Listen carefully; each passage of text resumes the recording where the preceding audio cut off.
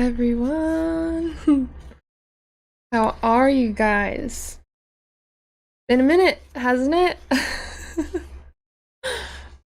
I have been working on so many projects. I've been working on a lot of things, and it's been really fun, but I'm really happy to be back, and I'm super happy to see you guys again. Hello, Ra, how are you?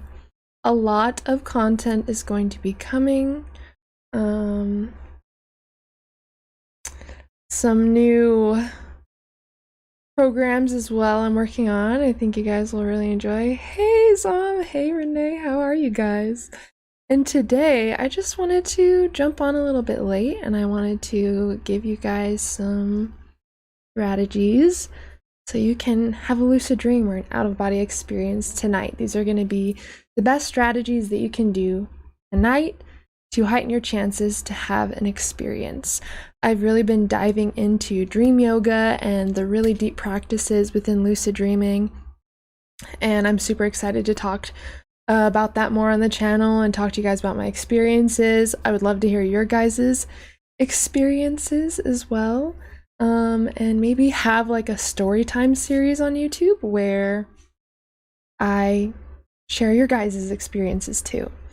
For those of you who do not know, I did create a community Snapchat, if that interests you, just so we can connect more one-on-one, and so you can kind of see what me and Juno are up to. So you guys can go ahead and add that. It is in the description of this video and all my videos. Anytime I tell you guys anything, it will always be in the description. So just keep that in mind. I hope you guys have your tea ready. I have a dream tea, and it is so good. Oh my gosh. It has valerian root and almond in it, and it's delicious. So I would definitely recommend getting some dream tea. That's one of the things I was going to recommend to you guys. You want to create a lot of intention when you're going to bed. Like a lot of intention. That's how a lot of these experiences happen. If you just go to bed and you don't even think about it and you just like pass out, don't do anything else, your brain isn't going to know that it's a priority to have an experience. Like that's why a lot of you will have a lot of experiences when you first start, because you're so hyped, you're thinking about it a lot, you're talking about it a lot, and you go to bed with it on your mind. And especially when I first started having lucid dreams and out-of-body experiences, like when I first started inducing it, I was having several a night. I was meditating for like 5 hours in the middle of the day just so I could have more lucid dreams and induce sleep paralysis. I was obsessed, obsessed, and I still am. But I definitely want to get back into those really long meditation sessions. Now it's like, you know, maybe an hour or two, but I was meditating, I kid you not, for like 5 hours at a time to reach sleep paralysis. So I'm going to break it down a little bit easier so you don't have to do that. Journal ready, yes. Tincture it up, yep. Tell me, whatever you gotta do, you know what I'm saying? So I don't know exactly where all of you are. I know that we're kind of all around the world, so you can also use this information for tomorrow. Like if you're getting close to going to bed, maybe to heighten your chances, you'll try this tomorrow and just make your whole tomorrow about increasing your chances to have a lucid dream or an out-of-body experience. Who in here, first of all, oh, thank you. Who in here does not have a dream journal? Who in here does not have a dream journal? Do you all have your dream journals? I want to hear in the comments or the chat. Who has a dream journal? Who does not have a dream journal? I want to hear about it, because it is not just about writing your dreams down. You can actually use what's in your journal to get lucid. So there's a lot of information inside your dream journal that you can actually study. Yeah. And it really helps you get familiar with your dreaming territory. So everybody should definitely, great. Daryl, love it. To keep a dream journal since finding your channel, it works. Renee, love that. Yes, yes, yes. Ra, love that. Okay, you guys, great job. Love Yourself First says, I do, but I don't write in it every morning like I should.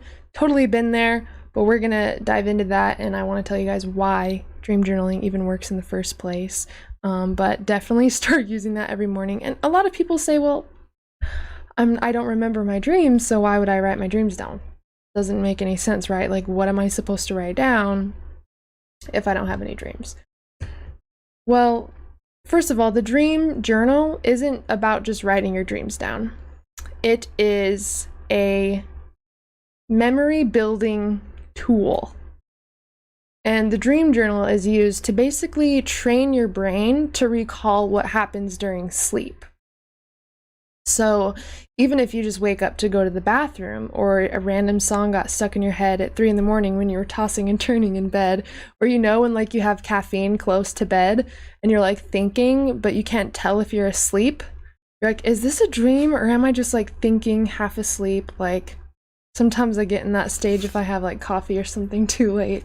You can write that stuff down in your dream journal because you're showing your brain that it is a priority to remember what happens during your sleep. It doesn't have to be a dream. It could be just that you woke up and you went to the bathroom. It could be anything, right?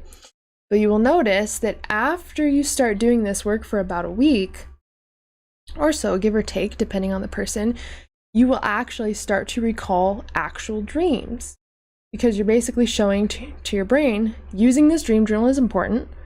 I want to have something to write in it.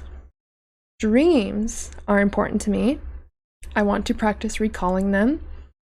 And what happens during sleep is equal to importance as what happens during waking life. And that's another key to having consistent lucid dreams, is not seeing this reality as more important as the dream realm. They're both equally as important in my opinion, and they're used for different things, and different things are possible in these different realms. They're really connecting the two together. And really valuing both, if you can, as equally. And that might sound crazy to some people, but that's also a practice in Tibetan dream yoga, is seeing this as a dream as well. What defines reality? Is it that I can use my senses, I can taste things, I can touch things, I can see things, things seem solid? Is that what reality is? Because if that's the case, then the dream world is just as real as this reality, because all of those same things are possible, And so within dream or Tibetan dream yoga, they see this reality as real as the dream one. This is another form of a dream because we wake up from it. When we go in the dream realm, it's like we're waking up. So see, it's so, oh, yep, is this a dream? You guys, do a reality check right now. If you've learned anything from this channel, anytime you hear the word dream, every time you see something that reminds you of dream, I literally have check if you're dreaming on my walls. So do a reality check. Let me know what reality check you do in the chat, and let me know the questions that you ask yourself, because we're going to build on this lucidity together. We are a lucid community. We are creating more lucidity as a community. I'd love to hear what reality checks you guys do. Especially right now, you just got a dream trigger right there. So do your reality check, and I'll do mine as well. So before I jump into, let me just do a reality check really quick, and then I'll explain to you guys the ones that I do. But I definitely want to touch a tiny bit more on dream journals just to make sure everyone is caught up. Also, your dream journal should be right next to your bed. It's one of my dream or my reality checks is plugging my nose. So your dream journal should be right next to your bed. You shouldn't use anything else for that journal. That should be your journal to write your dreams down, to recall what happens during sleep. And you do want to get in the habit of using it every single morning, because that's showing your brain that you're actually dedicated to the practice. So I know that it can be annoying, whether you dream or not, or whether you have such long dreams you don't want to write down, summarize. You can also just send yourself a voice message on Facebook. That's what I do. If my dreams are too long, I'll just send a quick voice message and I'll put it in my dream journal later. Or I'll write down like keywords in my dream journal. That way, when I look at it, I can say, I remember what my dream was. So that's the thing. That's the first thing that you guys have to really implement as far as habits, is this dream journal practice. It can take no time. Sometimes my dream journal in the morning, it takes like 10 seconds. No recall, or I remember I dreamt last night, but I don't remember what I dreamt of. Like, you can write that down. Like, as long as you use your dream journal, that's the most important thing. Now, let's say you've been dreaming for like a week or so, or longer. What you really want to do is start to, at the end of the day is when I do this. Sometimes I do it every night, sometimes every other night. Just depends how I feel. But you're going to look through your dreams before bed. And the reason why you want to do this before bed is because, number one, it primes your brain to get lucid that night when you were just thinking about dreams and reading through your dreams. Who here has a reoccurring theme in their dream? Yes, I've started one. Garish. Awesome. Flies away. Yep. Let's go. This world is yes, it is a real dream. Yeah, absolutely. Is having wallpaper that says, "Are you dreaming?" help? Absolutely. Any way that you can start to like put this content in your brain. And if you're seeing it all the time, if you look at your phone and it says, "Are you dreaming?" chances are you may potentially look at your phone in the dream and it will say, "Are you dreaming?" And then what are you going to do? You're going to do a reality check if you have been doing the practice right. Anytime you hear about dreams, anytime you think about dreams, you want to do a reality check. If your brain is like, "Oh, we should do a reality check," and you're like, "Nah, don't do that." Do a reality check anytime you think of it, because that means that your brain is creating the habit. School. That's actually mine. That is my reoccurring theme, is school. Now, because I'm not in school, obviously, graduated many years ago, I will check if I'm dreaming anytime I hear about a school making life. Because if I am in a school, it's always weird, you guys. Like, it'll be an elementary school. I could be in like art class, which sometimes that's the case. My big thing is like getting lost in school. Like, I will dream that I'm like lost in school. I have all the teachers on my paper, like, all my classes, and I'm just like lost. Or I'm in a class and I have no idea why I'm there. I'm just confused. Now, this has been happening. I've been having school dreams forever. Like, that has been a reoccurring theme that like does not go away. So now, in waking life, if I see a school on TV, if I'm driving past a school, if I have to go to a school for whatever reason, like anything related to schools, I have to check if I'm dreaming. Because if I get in the habit of doing that during the day, anytime I encounter a school, the next time that I dream about a school, I'm going to check if I'm dreaming. So any habits that you want to create in your dream life, any habits that you want your dream self to have, you have to start creating those today. Because our waking self is a reflection of our dreaming self, or our dreaming self is actually a reflection of our waking self. So say you never have lucid dreams and you're always unconscious in your dreams. That's probably because you act similarly in waking life. Some people, like a majority of us, never lucid dream, and we never question if we could be dreaming because we never question if we're awake in waking life. We see this reality as solid and we don't question it. So in the dream, we don't question it because we see it as solid. You see how the belief system carries over, and like how our mind operates carries over to the dream. So it's really all about getting critical and like really starting to question things, because once you start practicing oneironautics or lucid dreaming or conscious dreaming, you are a detective of this environment. Like, you know that this is an illusion. And the dream realm could be an illusion. That could be reality. We don't know. But it's all about that questioning, right? I don't know if this is reality or if the dream realm is reality. I don't know for a fact. I can guess. I can say what I think or what I believe. But once you start diving into this practice, you will see them as equal, and that's what I mean. They're just different realms of who you are. Yep, they do. They do know. The animals do know. Every time Juno wakes up, I'm like, hey, do you have any lucid dreams? What do you dream about? So firstly, with your dream journal, before bed, start to read through it. Just read through the past week. What was I dreaming of this past week a lot? What's reoccurring in these dreams? Is there any people that are reoccurring? Are there feelings maybe that are reoccurring, or like emotions? Are the situations similar? Are the locations similar? You really just want to start asking some critical questions. And you could even put, once you look through the past week of dreams, you can even put at the top of the page or something, this week from this date to this date, dream theme or common dream theme, school, or the emotion fear. A lot of us have nightmares. Who has nightmares in here? I did have nightmares for, I think it was like, I made a video on it. I think it was like a month ago. I had nightmares for a week straight, like several nightmares. And we don't really encounter things that are too fearful, really, in waking life, most of us. So yeah, valerian root, absolutely. I always recommend valerian root, especially to people who have insomnia.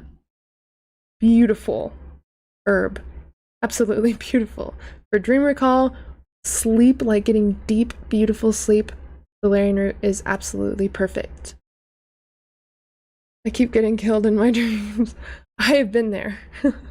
So maybe anytime you encounter a similar, I wouldn't say you'd encounter a similar emotion in waking life, because I don't think that's happening in waking life. But notice if any strong emotions arise. It could be you just feel stressed or irritated. Anytime you feel like you're operating in survival, zombies, do a reality check. Because that way, if you're scared, if you're stressed, if you just feel sad or rushed, these are all feelings of survival. Then the next time you feel in survival, habitually, you'll check if you're dreaming. And if you're in a dream and you're running away from someone trying to kill you, all it takes is a little piece of awareness to be like, wait, this has never happened before. I've never been chased down about to die before. This must be a dream, you know. And the reason why we don't always get lucid is because the prefrontal cortex part of the brain, that's associated with our sense of self and our critical thinking. So it makes sense that when we're in a regular dream, our sense of self is turned off. That's why you could dream that you're the Queen of Egypt and you'd believe it, right?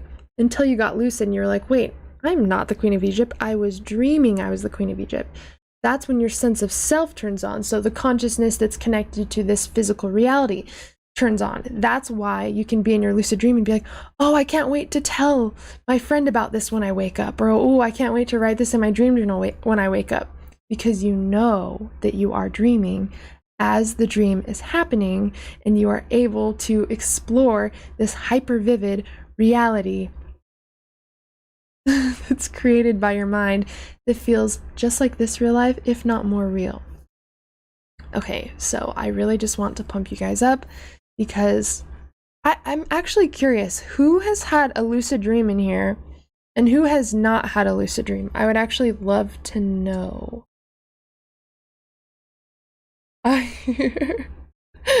Grundle, that's beautiful. Who has had a lucid dream? Who has not had a lucid dream before? Of course, zombies, and the more aware you are, I promise you, that will make the biggest difference. The biggest things for lucid dreaming specifically is writing your dreams down every day, studying your dream content, and being more critical and aware in waking life and asking yourself some questions. You can literally just get lucid off of that. The lucid dreaming can be very, very easy. Once you build up these little habits, literally, very simple habits, writing in your dream journal every day, even if it's just, I didn't remember any dreams, you can write that down. And then studying those dreams, right? To see what your dream content actually is, because you got to keep in mind that the dream realm is the realm of your mind. So it's going to have a certain energy to it. There's going to be certain qualities about your dream world that will seem to reoccur. So by studying your dream journal, you're getting to know the environment of your mind, this hyper vivid world that you travel to every single night. You will start to really get to know it on a personal level. Like there's certain like emotions in your dream. I don't know how to explain it. Like certain dreams, they feel kind of eerie, but eerie is not the right word. It's just like very dreamy. You can tell it's dreamy, but it's a little bit eerie, and it's like just this energy. I don't know how to describe it. But at least that's how my dreams are. And I like try to write about it, but I can't. I can only feel it. I can only feel it.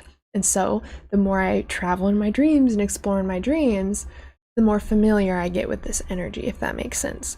So you really, and don't worry, we'll be covering sleep paralysis in this as well, gaming with 𝒕𝒔, so don't you worry about that. But you just want to start to get to know your dreams. Get to know the energy of your dreams. Nightmares for me, doing a job I hated. Been there. Yep. Thanks, William. Okay, so a lot of you have had lucid dreams. That's amazing. Great. We just need to figure out how to agree. And then, once we all get to those consistent dreams, we're going to start doing dream challenges where we can actually try to connect with each other in our dreams. I'll set up some sort of like thread or forum where we can all connect, and maybe I'll come up with like a dream, like a specific dream sign or something, and we can all tune in, use our skills, get lucid that night, maybe see if we can, you know, have some sort of shared experiences as far as symbolism we experience, and just run some challenges. That's what I want to do. I've had the most wonderful lucid dream of flying. I would love to get that dream again. Oh, Victor, I love me some flying dreams. And whoever says that flying in your lucid dreams is wasting time, don't believe that. Like, of course, you wouldn't probably want to spend all of your dreams flying, but you got to think about it. We're human beings. We can't fly in this reality. So literally you're breaking through these belief systems that we've been programmed to believe. And flying is actually, in Tibetan dream yoga, it's like this sense of freedom and liberation, like breaking out of this human shell and like what is possible in waking reality. It's actually a very symbolic and beautiful thing to just fly in your lucid dreams. And of course, that's what everyone spends their first lucid dreams doing. And I love flying dreams, and it feels so real. So real. That's what's amazing. Likes are earned around here. I love that. Started lucid dreaming about March of last year. Ooh, that is amazing. What do you guys usually do in your lucid dreams? I've been doing a lot of like, I'm obsessed with just talking to my subconscious mind and asking questions, and like every dream character I see, it's like, what do you represent? And what do you represent? Like, I just want to get to know what's in there, and it's so cool. Like, it's never a dull moment, ever. And for those of you who have seen my videos on like the placebo effect dream that I had, you got to try that. Even if you just have a headache, go into the lucid dream and work on it and see what happens. I dream very vividly every time I sleep. Got it. Okay. It is possible to visit someone in their dreams intentionally. You have to be I feel like you have to be very maybe energetically connected with that person, but it can happen. For you guys who know Jax Atlantis, my business partner, I've had him on the live stream a couple times. And we did like a live poetry series on his channel last year. Him and I have had shared dreams. I actually taught him how to the deal was that he taught me about astrology, and I would teach him how to lucid dream. And so he set up this deal, and we would like meet on Zoom and like talk about it, and we had some shared experiences. I became very obsessed with astronomy, so like I really wanted to go visit like Saturn and all these things, and so we would set up shared dream experiences, and it took a couple times, but we had some very similar. We never like met up and saw each other, which I believe anything is possible, so I'm sure you could do that too, but we had like very similar just dreams in general, and it was very interesting. I'm focusing on dream healing. If you haven't seen my video on dream healing, I've done a few of them. I definitely plan to talk about it more. Also, if you're in my 40-part lucid dreaming video course, I do talk about how to use lucid dreaming for healing, whether it's mental, emotional, physical, or psychological. And it's like it's been studied for maybe the past like more than 20 years, but some research is really starting to come out about lucid dreaming, so I'm really excited. And for those of you who haven't heard about the sports science studies, you can actually learn in the lucid dream and actually get better at sports. So that's one of the studies they're running right now. It was in the UK, a UK sports science study, and it's just showing people what's possible through the power of sleep, and we don't even know this whole realm that we go to every single night. We sleep for a third of our lives, you know. All right, let's get back to the how to lucid dream tonight. Okay. It's good to see that a lot of you have had a lucid dream before, so your brain already knows how to do it. It's just about creating consistency. And you really want to thanks, Grendel. Lucid in the sky with the that's good. I love that. That's great. I love that. So really, guys, start to, even if you haven't really had a lot of lucid dreams, just start to observe your dream journal, because that's showing you what your dream self is up to, what they're thinking. Like, you can literally monitor the dream world by, even if you're not in it consciously, you can monitor it by the memories you have when you wake up, and you can use that to not only get to know your environment and become familiar with that energy, but really see what your dreaming self is doing, and if they're just totally unconscious. Like, I've had dreams where there will be like cars flying up in the sky. I've had a dream where I'm back in like the Jurassic era, and it's fine, it's all normal and dandy, but I never stopped to ask myself, wait, this is weird. This is not real life. Like, I never stopped to ask. So you just gotta look at the dream signs. Oh, I could have gotten lucid there. Ooh, I could have gotten lucid in that dream.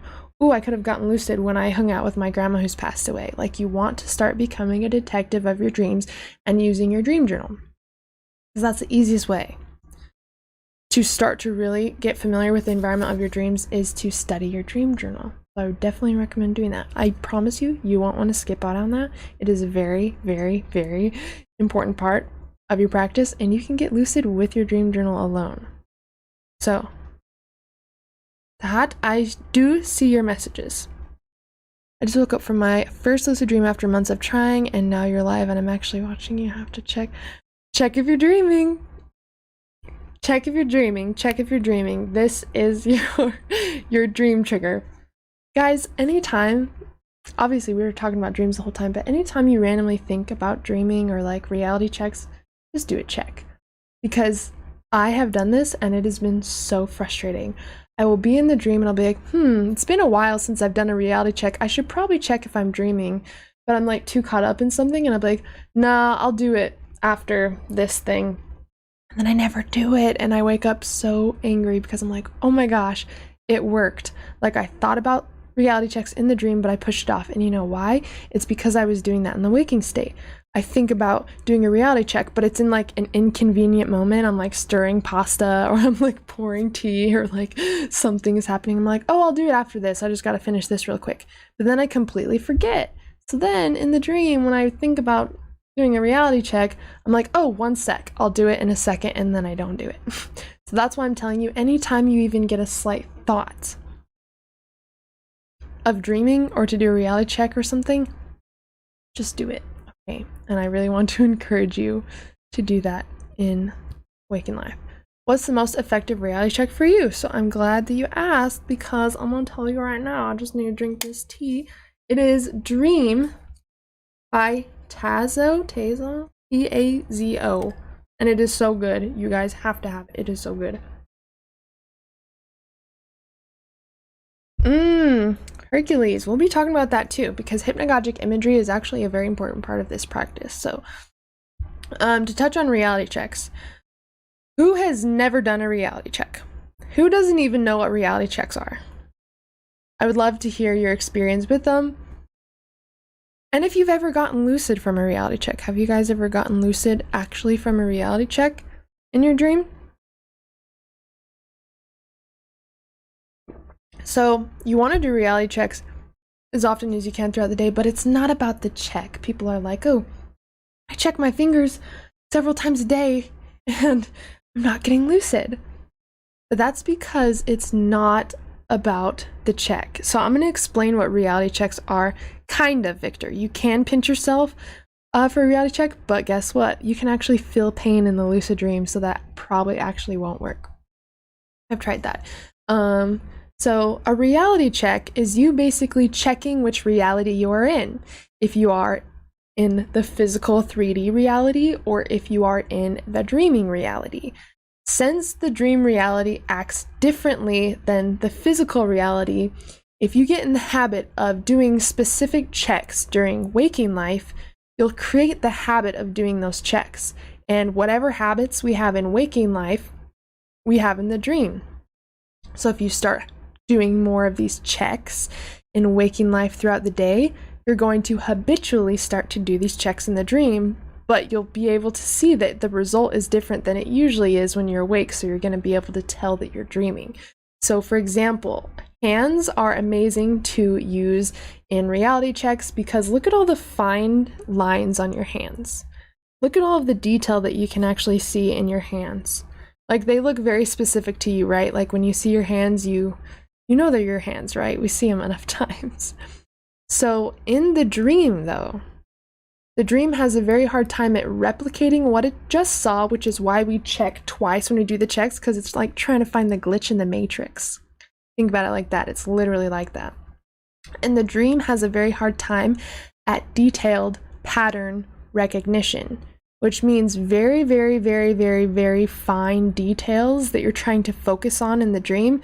The dream has a hard time creating that, and so they'll seem like blurry or they'll just look different. So this is why I check the lines of my hands several times a day. I will literally make sure the lines are the same. I'll check both. Okay, these seem like my hands, and that's one of the checks I do.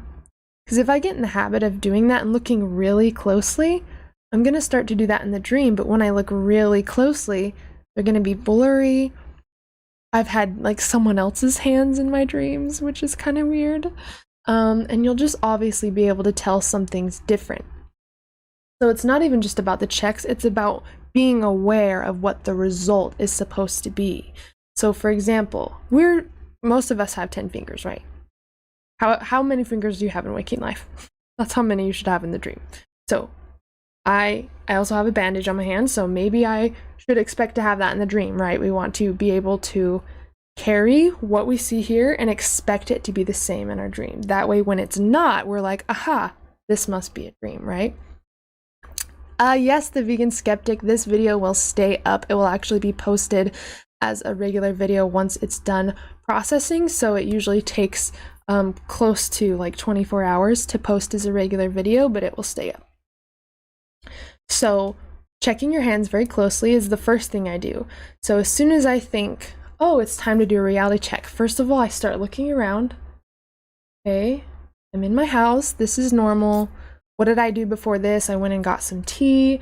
And you kind of want to call your day back, because if you're dreaming and you decide to call your day back, you're like, wait, before this I got ready for bed, so this must be a dream. You know, it's all about creating that that awareness of what you did throughout your day. Good, 𝒔𝒑, that is amazing. Yeah, that's what we're all trying to create more of, is this lucidity. So you want to ask yourself questions. Is there anything weird about what's happening right now? Do I know where I am? Yes, I am in my house. Do I know who I am with? I am with Juno. That's normal. Is there anything weird happening right now? Not really. It seems pretty normal. My hands seem to look normal too, and you really want to get familiar with what's going on. How many fingers do I have? That's the next thing I want to check. And I would definitely recommend creating this one as a habit, because this is how I get lucid all the time. I'll check my hands and I'll literally have like 12 fingers, and it's so fun to realize. Like, oh my gosh, I literally have like 18 fingers or something. This must be a dream. So, and you can create your own reality checks. Like, that's what's fun about it, is you can just check your environment. to see if you're dreaming. Like I said, you want to be a detective of your environment, right? So you want to go about it, you want to check things, you want to check the time, look away, look back again, because in the dream it will most likely change if you check things twice. That's why we do all of our checks twice. But I should have 10 fingers, so I'm going to go ahead and count 10, look away, look back again. The dream has a hard time replicating what it just saw, but this seems normal. I checked it and it seems fine. So okay, that passed the test. So let's go on to the next check. So I checked my hands, I asked the questions, I looked around. And they don't have to be this in depth every time, but you really want to be conscious.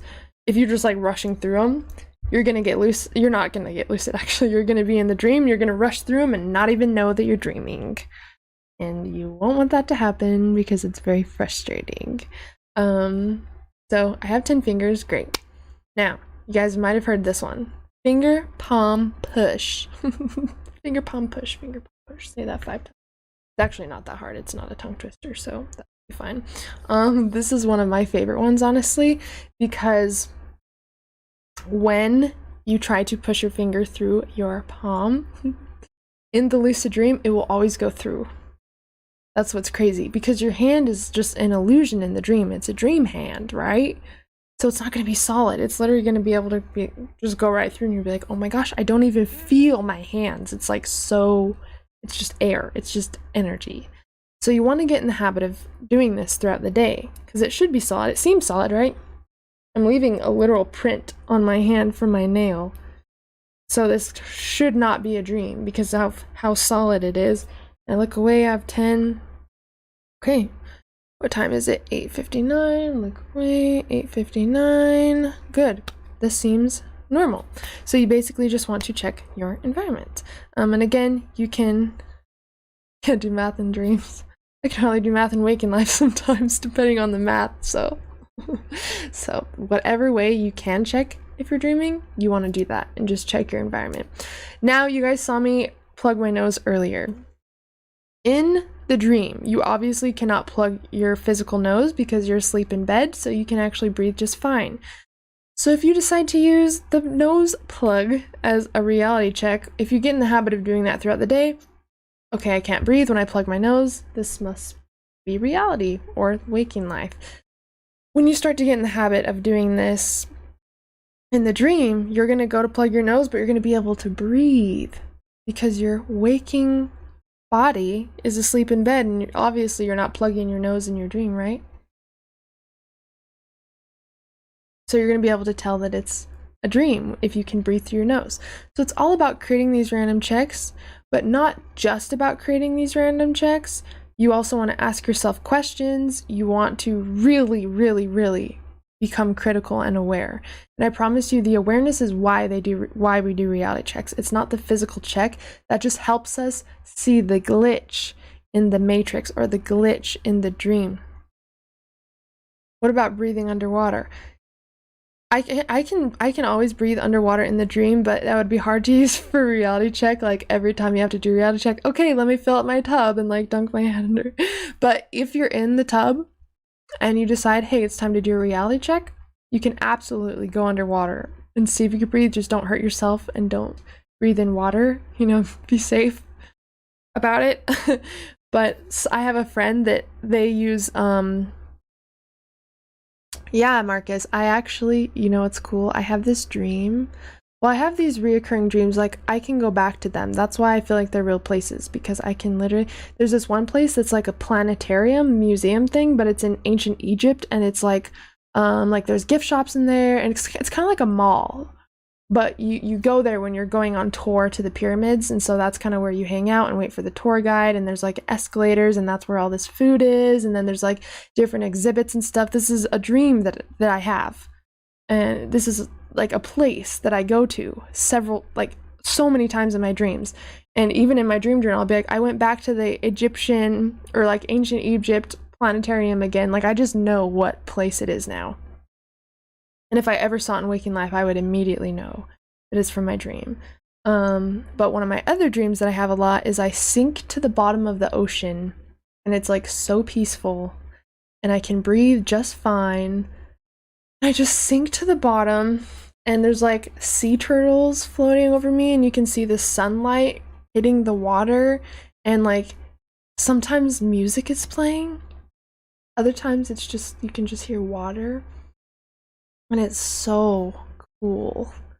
It's so cool. I'm telling you, you can create your own worlds. Like, you can go and just visit wherever you want to in the dream realm, or you can create these beautiful worlds. Our imagination is infinite. We think that we're not creative because we're thinking with the 5% that is our conscious mind. But what about that 95% that we don't really get to experience consciously in the waking state? That's pure creativity. And we get to experience that every single night in the dream. So my favorite reoccurring places that I get to visit are definitely the like planetarium, museum, gift shop, mall thing in ancient Egypt. I've been to that one at least 5 or 6 times, at least. And then the ocean dreams.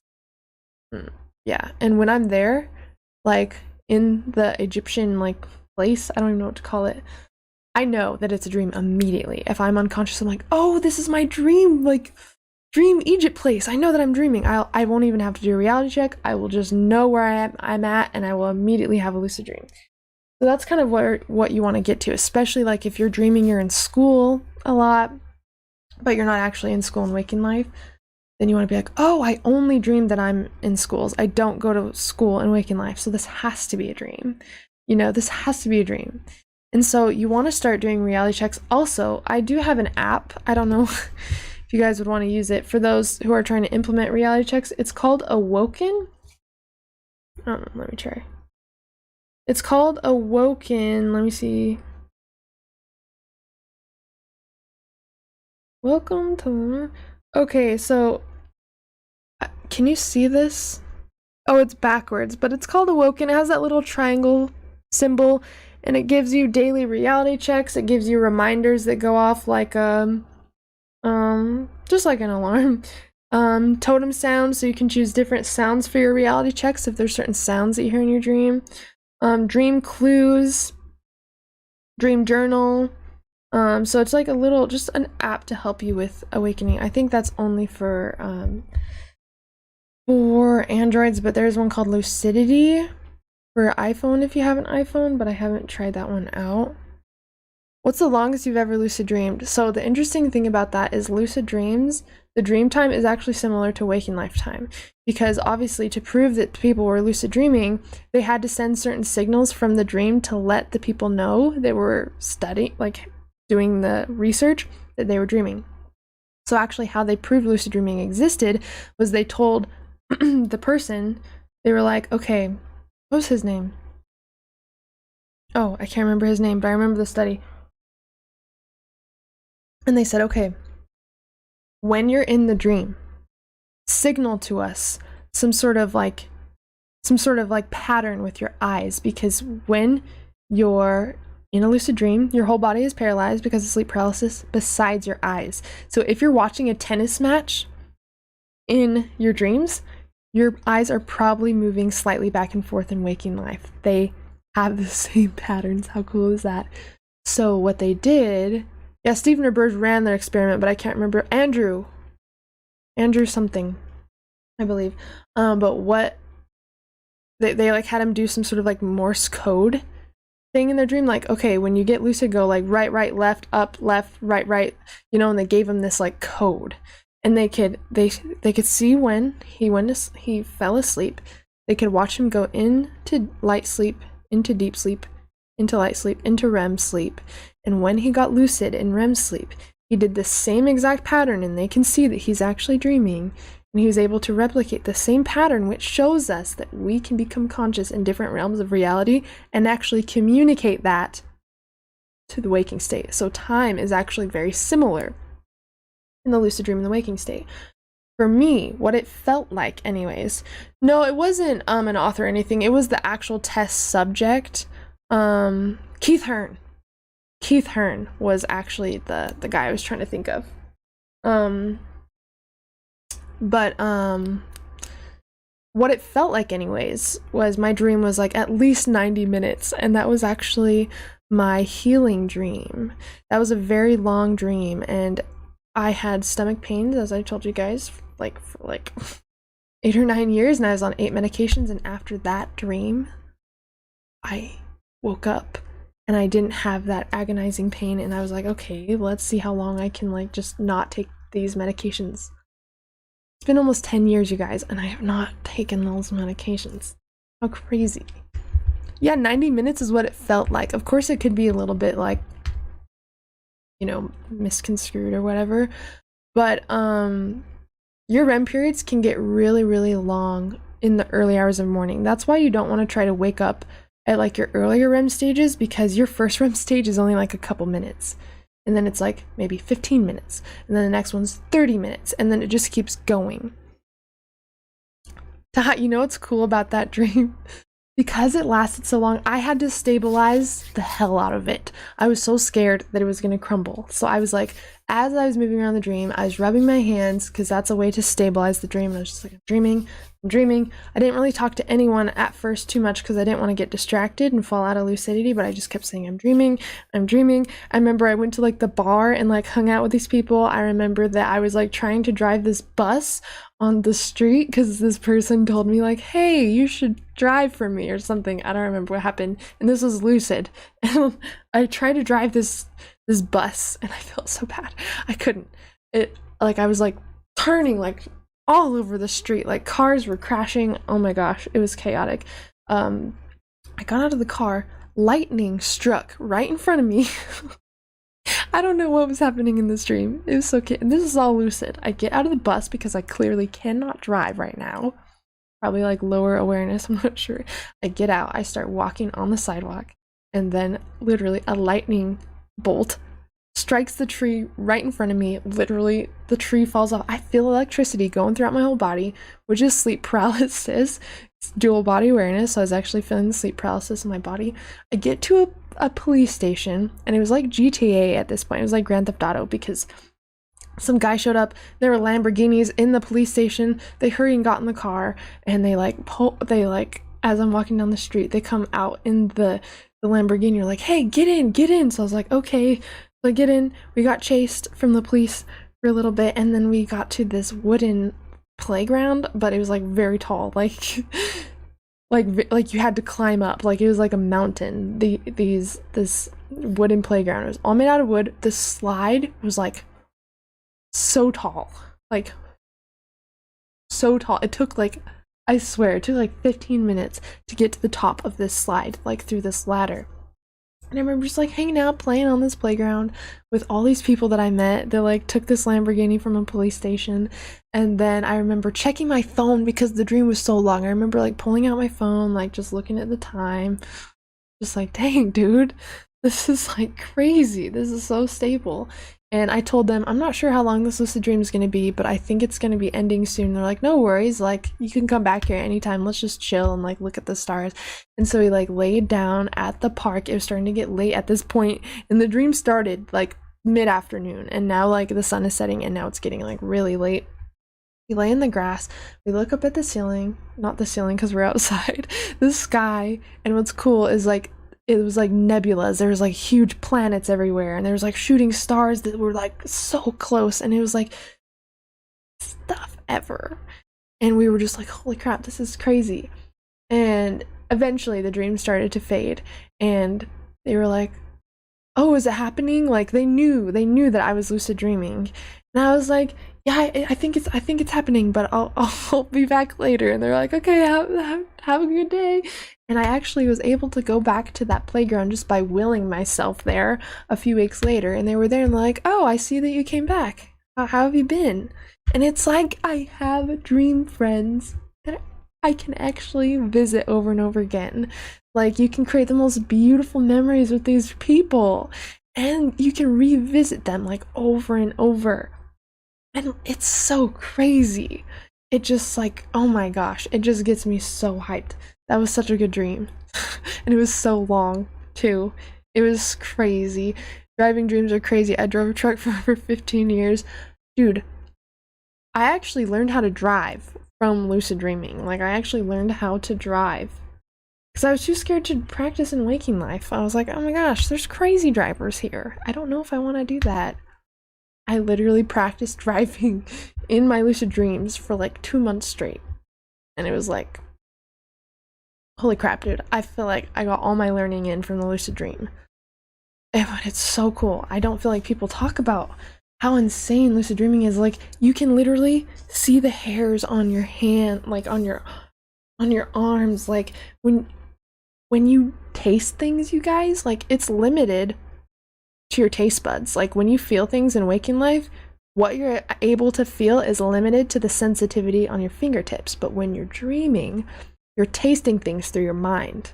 You're touching things through your mind. You're hearing music through your mind. So things are way more powerful in the lucid dream than they are in this state. That's why I think maybe that's reality and this is a dream. You know? I'm telling you. I'm telling you. Wait, you learned to drive from lucid dreaming? Bro, I'm telling you, I did. Subscriber bonus. Woohoo! Welcome to the family. It's truly a shame cannabis has kept me from remembering so much. I've been there, guys. If you're smoking cannabis, I'm just gonna be honest with you. It destroys your dream recall. It absolutely obliterates it. It just annihilates it. So if you are smoking cannabis, number one, you might have noticed that your dream recall really went down. But I'm gonna tell you something. You can use REM rebound, which means that you just stop using it for like a week or something, and all of the dream time that you would have been having when you were smoking cannabis, you actually get all back at once. It's like it goes on pause. Your REM sleep goes on pause when you're smoking cannabis, and once you stop for a few days, all of that dream time just comes back all at once, and you'll have the craziest dreams ever. Probably will be way easier to lucid dream than normal. So there's a way that you can get lucid if you're still using cannabis, but yes, valerian root. If you're using cannabis to get to sleep, valerian root will save the day. Like, I used to take I tried taking 2 tablets an hour before bed, and I slept like, oh gosh, probably like 12 hours. So and it's a natural herb. It's like it's a natural herb. But I just take 1 now, an hour before bed. Because maybe I'm just a lightweight. I would definitely recommend testing it out. I will do a flip in my lucid dream. So if you can go visit me in the dream, I'll show you guys. I can do flips, I can fly, I can breathe underwater in the ocean. Like, I'll show you some superhuman powers. I have lost weight. Very powerful, and that DMT is actually stored in our pineal gland. And for those of you who did the breath work with me, I think it was like late last year, right? We all did breath work, and we all induced kind of trippy experiences all through breath. Do you guys remember that? That was so fun. You know what's funny about LSD? I actually tried that in my lucid dream. And did you know they're actually studying, because you know how psychedelics can be used for therapy, right? Guess what? If you take that substance in the lucid dream, you have the same effects as if you went to an ayahuasca retreat. You can lucid dream of taking certain psychoactive substances and have the same psychological effects when you wake up, like you actually went to an ayahuasca retreat. Please tell me again what else we need aside from lucid dreaming. I would love to hear. Please tell me, because holy crap. Once people actually know about this, it is going to be nuts, you guys. It's going to be all over the news, I bet. And no one knows. No one knows. So you guys, we've got a little secret going on here, you guys. We're in the best community right now, because we are so ahead of like science and like mainstream, like whatever you want to talk about. No one knows that they could be doing this stuff, that they could be reprogramming their brain, that they could be making friends in the lucid dream, that they could be healing themselves, that they could be talking to their subconscious, that they could be healing their inner child, that they could be curing all of their nightmares, that they could be healing addiction in the lucid dream, that they could be healing insomnia, depression, anxiety, that they could be reprogramming their brain to get rid of fears, phobias, negative habits, thought patterns, addictions, depression, anxiety, belief systems, all in the lucid dream. People don't know. People don't know about this. And that's why I feel so excited that all of you are here right now. Like, because you have no idea. Starting this right now, you're going to change your life. You are going to absolutely change your life. Whatever you guys want to do in the lucid dream, I swear, I have cold chills all over my body. I have a video coming out on Wednesday. Be prepared. It's a video about why I love lucid dreaming so much, and I do cry. I do cry in it because, like, it's so crazy, guys. It has changed my entire life. You can literally create anything. I have even manifested specific amounts of money from living it out in the lucid dream. 2 months later, I got the exact amount in the mail.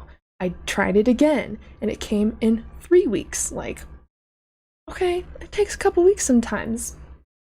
But the fact that I can do that, like, what? Even Charlie Morley, he writes lucid dreaming books, and even in his lucid dream, it showed him what he was meant to do with his life, and now he's doing that exact thing because of the information he got from his dreams.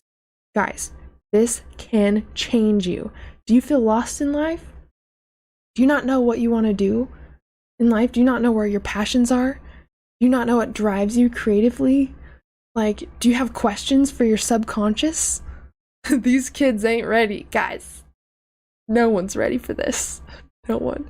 You can practice skills and wake up with improved skill. You could practice painting, driving, skateboarding, parkour if you want to. Like, you could become an astronaut.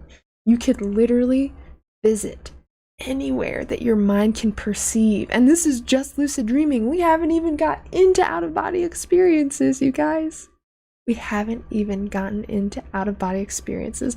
Y'all ain't ready. Y'all ain't ready. Grundle's right. Y'all ain't ready. I'm telling you. And for anyone who thinks that lucid dreams are like kind of hazy or like it's a kind of psychedelic experience, girl, no. Look around you right now. Look at all the textures. Like, taste your tea or whatever you have. Just like feel things, touch things, hear things. Now imagine that times at least 10. At least 10. That's a lucid dream. Like, I went out for coffee with an alien in my lucid dream and my nightmare figure. I literally was having a nightmare, right? I was running from some character.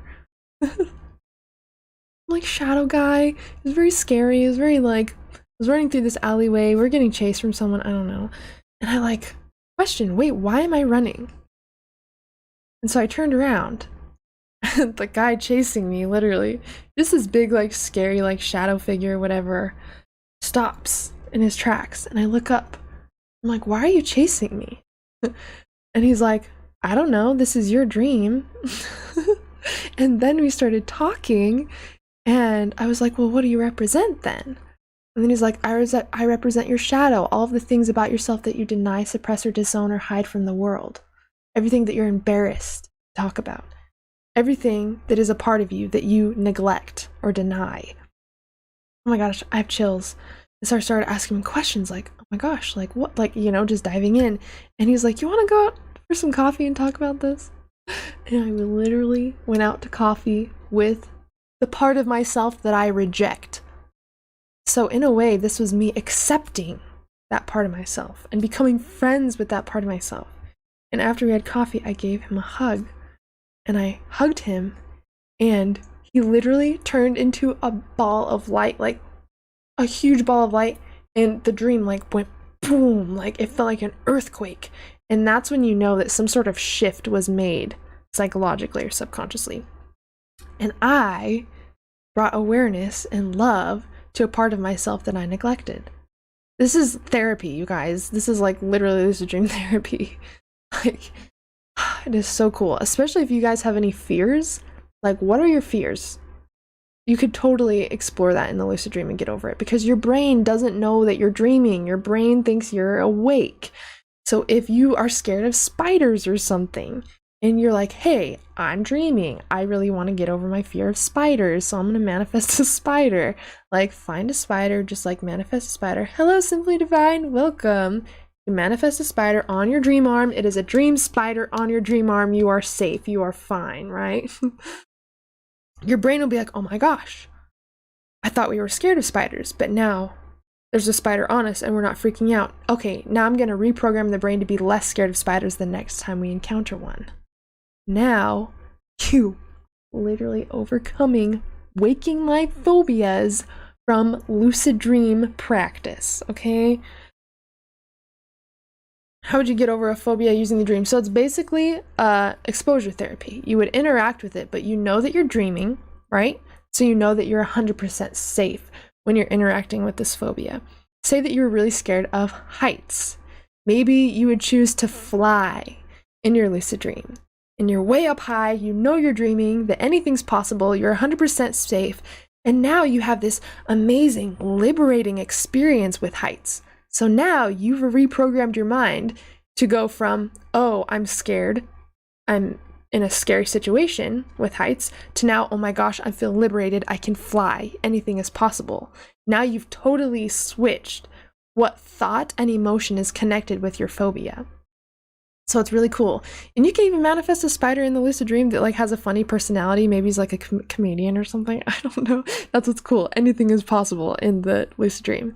Like you can totally let your mind create the most beautiful stories, or you can take control and you can create something.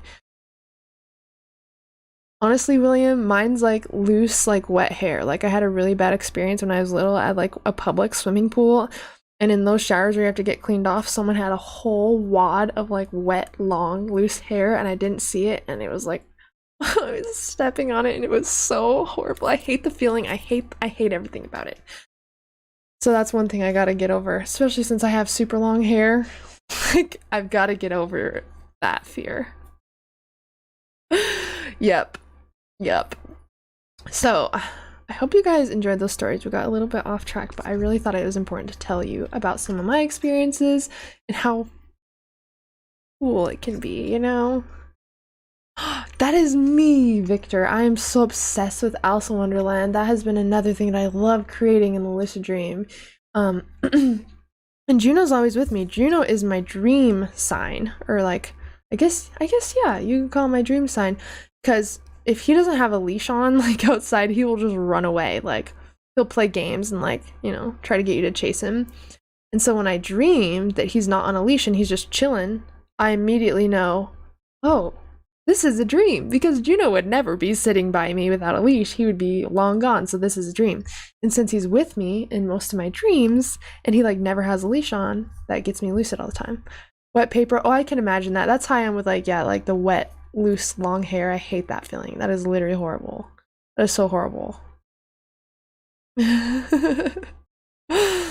What character would I be? Honestly, I'd be either the Mad Hatter or Alice, like, because Alice is like the explorer of the realm, like of that land, or Mad Hatter because I really love tea and I want to have tea with rabbits and be crazy. So my god, she's a vegan woman. Yes, vegan mango queen. Yes. Okay, I agree. So yeah, guys, interact with your fear. Really create your to-do list. That's the next thing I want to talk about. So we talked about dream signs, we talked about dream journaling, we talked about reality checks. Now, you want to figure out your why. So why do you want to lucid dream? Because if you don't have enthusiasm or determination for the practice, you might have a hard time having a lucid dream. So you really want, it is, I am a Leo, so I am definitely, you know, up there. So simply divine, because you never question if you're dreaming, you just need to start questioning in waking life. That's what's cool. You can observe your dreaming self and you're like, I never question anything anytime something weird happens. So now I know in waking life, I just need to question more things when something odd happens or something out of the ordinary happens. So you can actually use your dreaming self as a reflection of what you need to implement in waking life. If you want to be more aware in your sleep, become more aware in waking life. You can kind of use it. Yes. How did I forget about the Cheshire Cat? Oh my gosh. I saw the moon the other day and I had to do a reality check because the moon was literally a crescent, but it looked like the Cheshire Cat's smile. Literally the other day. Obviously it's a full moon, so it was like when the moon was like, what is it? Waxing, but like way earlier. And I had to do reality checks. So I was like, that looks exactly like the Cheshire Cat smile. That's crazy. But anyway, see, you just want to get in the habit of doing that. Maybe you see a license plate that's like kind of weird, out of the normal. Do a reality check, you know? Maybe you see like a dog doing something weird, or like, I don't know. I don't know what happens where you live. But whatever happens that's odd, just do that. Guys, the moon was so huge yesterday. Oh my gosh, I was doing my full moon like ceremony thing, and the moon was huge. Oh my gosh, I got some really good pictures. If you guys are on my Facebook or my Snapchat, you saw them. Absolutely. Oh my gosh. Okay, self-reflection, yes. So now it's kind of like throughout the day what you're supposed to be doing. So obviously more aware, just being more aware, and anytime anything weird happens, you definitely want to check if you're dreaming. And this will help with out-of-body experiences, by the way, too, because if you're more conscious during the day, you're going to be more conscious in your sleep. And number one, you will probably be more conscious as you're falling asleep. So you'll be hovering between, you know, awake and asleep. But also, you get lucid. You can actually have an out-of-body experience directly from a lucid dream. How cool is that? So if you just learn one of these skills, I always say to learn lucid dreaming first. It is so much easier. It is better to get over your fears before you go into an out-of-body experience. It's better for learning to control an alternate reality, because the out-of-body experience is more hard to control. So definitely I recommend learning lucid dreaming first. But if you learn how to lucid dream, you will know how to have an out-of-body experience, because you can literally use what you learned from your lucid dream practice and use it to induce an out-of-body experience. So becoming more aware throughout the day and taking in content. I binge watched as much as I could find on lucid dreaming, whether it's a documentary, whether it's people's stories, and it would make me think about lucid dreaming so much more. I would start to tell dream characters about it. Hey, have you heard of lucid dreaming? And how crazy is that? You're like trying to teach someone how to lucid dream in your dream, but you don't realize that you're dreaming. How many times has that happened? So many. And because what I do in waking life, I tend to do more in my dreams, I'm usually talking about lucid dreaming a lot in my dreams, because I'm talking about lucid dreaming every single day in waking life. So you really want to start taking in more content. Do you believe on soul contracts? So I believe that everything happens for an exact reason. Every single person that came into your life for a reason, and I do believe that you have a soul contract with that person. When you have a horrible relationship, for example, I believe that, like, before this experience, we made a deal. Hey, so we're gonna go through this lesson together on the earth plane. I'm gonna be a POS, whatever that person did, and then you're going to learn how to set boundaries through that, or this and this. So I do believe that everything happens for a reason. And you can absolutely ask about that in the lucid dream. Think about it. When you're in the lucid dream, you're accessing like infinite consciousness. You are accessing thisness, awareness. And in your subconscious mind, you can literally gain so much more information than you could in waking life. Okay, sorry. Notification. So yes, you can ask about anything, guys. You need to. Eric, what's up, dude? How are you? Yes, you guys need to. Oh, I remember what I was going to tell you guys. You need to figure out your why first of all, but you need to write down, like, you need to have a to-do list for your dreams. Because if you've never had a lucid dream before, you're going to get lucid, and then you're going to be like, oh my gosh, what do I do? There's too many things to do. Oh my gosh, I don't know what to do. And you're going to get so excited that the dream is going to crumble before you get to do anything with it. So I always have a piece of paper or like a notebook by my bed. So I have my dream journal, and then I have like a piece of paper with my to-do list on it. And it's basically things you want to do in the dream. And you're going to have them like, obviously, the first thing on the list is your biggest priority, and then you work your way down. And before bed, you're going to look at your list. Okay, it looks like the next thing on the list, I want to ask my subconscious mind about my anxiety. Fair enough. Okay, I'm going to think about that and intend to have a lucid dream where I can do that in my next lucid dream. So that's a way to go to bed with a specific intention. That way, if you get lucid, chillin' chance, thanks for the $1.11. Look at that synchronicity. Oh my gosh. I just saw 111 somewhere else on my screen and I was like, oh my gosh, all these numbers. And I've been live for 1 minute or 1 hour, 11 minutes and 11 seconds. Oh my gosh. Wow, I love when that happens. Thank you again, Chillin'. That was so cool. Holy crap, that was way cool. Anyways, that's just the person I am. That's just something about me. I get super hyped about recurring numbers. So you want to have a list of the things, yes, about all the things you want to do, and it could be anything. Keep in mind, this realm, infinite. What do you want to do? What do you want to ask your subconscious mind? What do you want to explore? What do you want to heal? I saw Brett Hill, and then I couldn't say heal. Hello, Brett. Welcome. Hey. It does mean that you win. Great job. You do win. Bob, what is up? I would definitely recommend going to check this live out on the replay as well, because we've been kind of covering a lot of dream stories, a lot of my lucid dream experiences, and then kind of like the fundamentals to lucid dreaming, and then how we can create lucid dreams and out-of-body experiences tonight. Let's see, just got off live, came over to YouTube. Oh, well, hello, much love, no worries. Thank you for joining. Travel to the bottom of the ocean with, yes, and Aquaman. Oh, yeah. Yeah. See, and you can totally do that. That's what's cool. That is what's cool. You can, and I'm telling you guys, it feels just like real life. Just like real. I actually had tea on the moon with my friend Jax in my dream. And see, that's what's so cool. You can have these experiences that are like so far out of this reality. You're like, oh yeah, me and Jax, we went and had tea on the moon the other day, and before that I went and got some dinner with my shadow and we worked through some deep-rooted problems, and then I like low-key healed my stomach pain in this healing pool of water that I found. Like, you literally get to create whatever reality you want to, and you actually reap the benefits when you wake up, because your brain does not know that you're dreaming.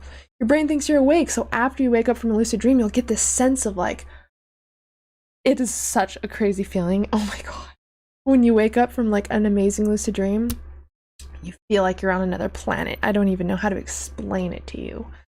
Don't ever limit yourself when it comes to lucid dreaming. Try everything and anything. Like, take what I say with a grain of salt. I want you to test it out, please. I want you to test it out. And write these things down. So write down on your list, what's the first thing that you want to do in your next lucid dream? And then write your list. Review it before bed. That way, when you get lucid, you remember what you came there to do, right?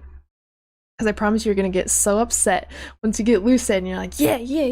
What do I want to do? Oh crap, wait, what do I do? And then the dream fades and you wake up and you're like, oh my gosh, now I remember what I want to do. So that's why it's important to review what you want to do before bed, because as you're falling asleep, your conscious mind is closing and your subconscious mind is opening.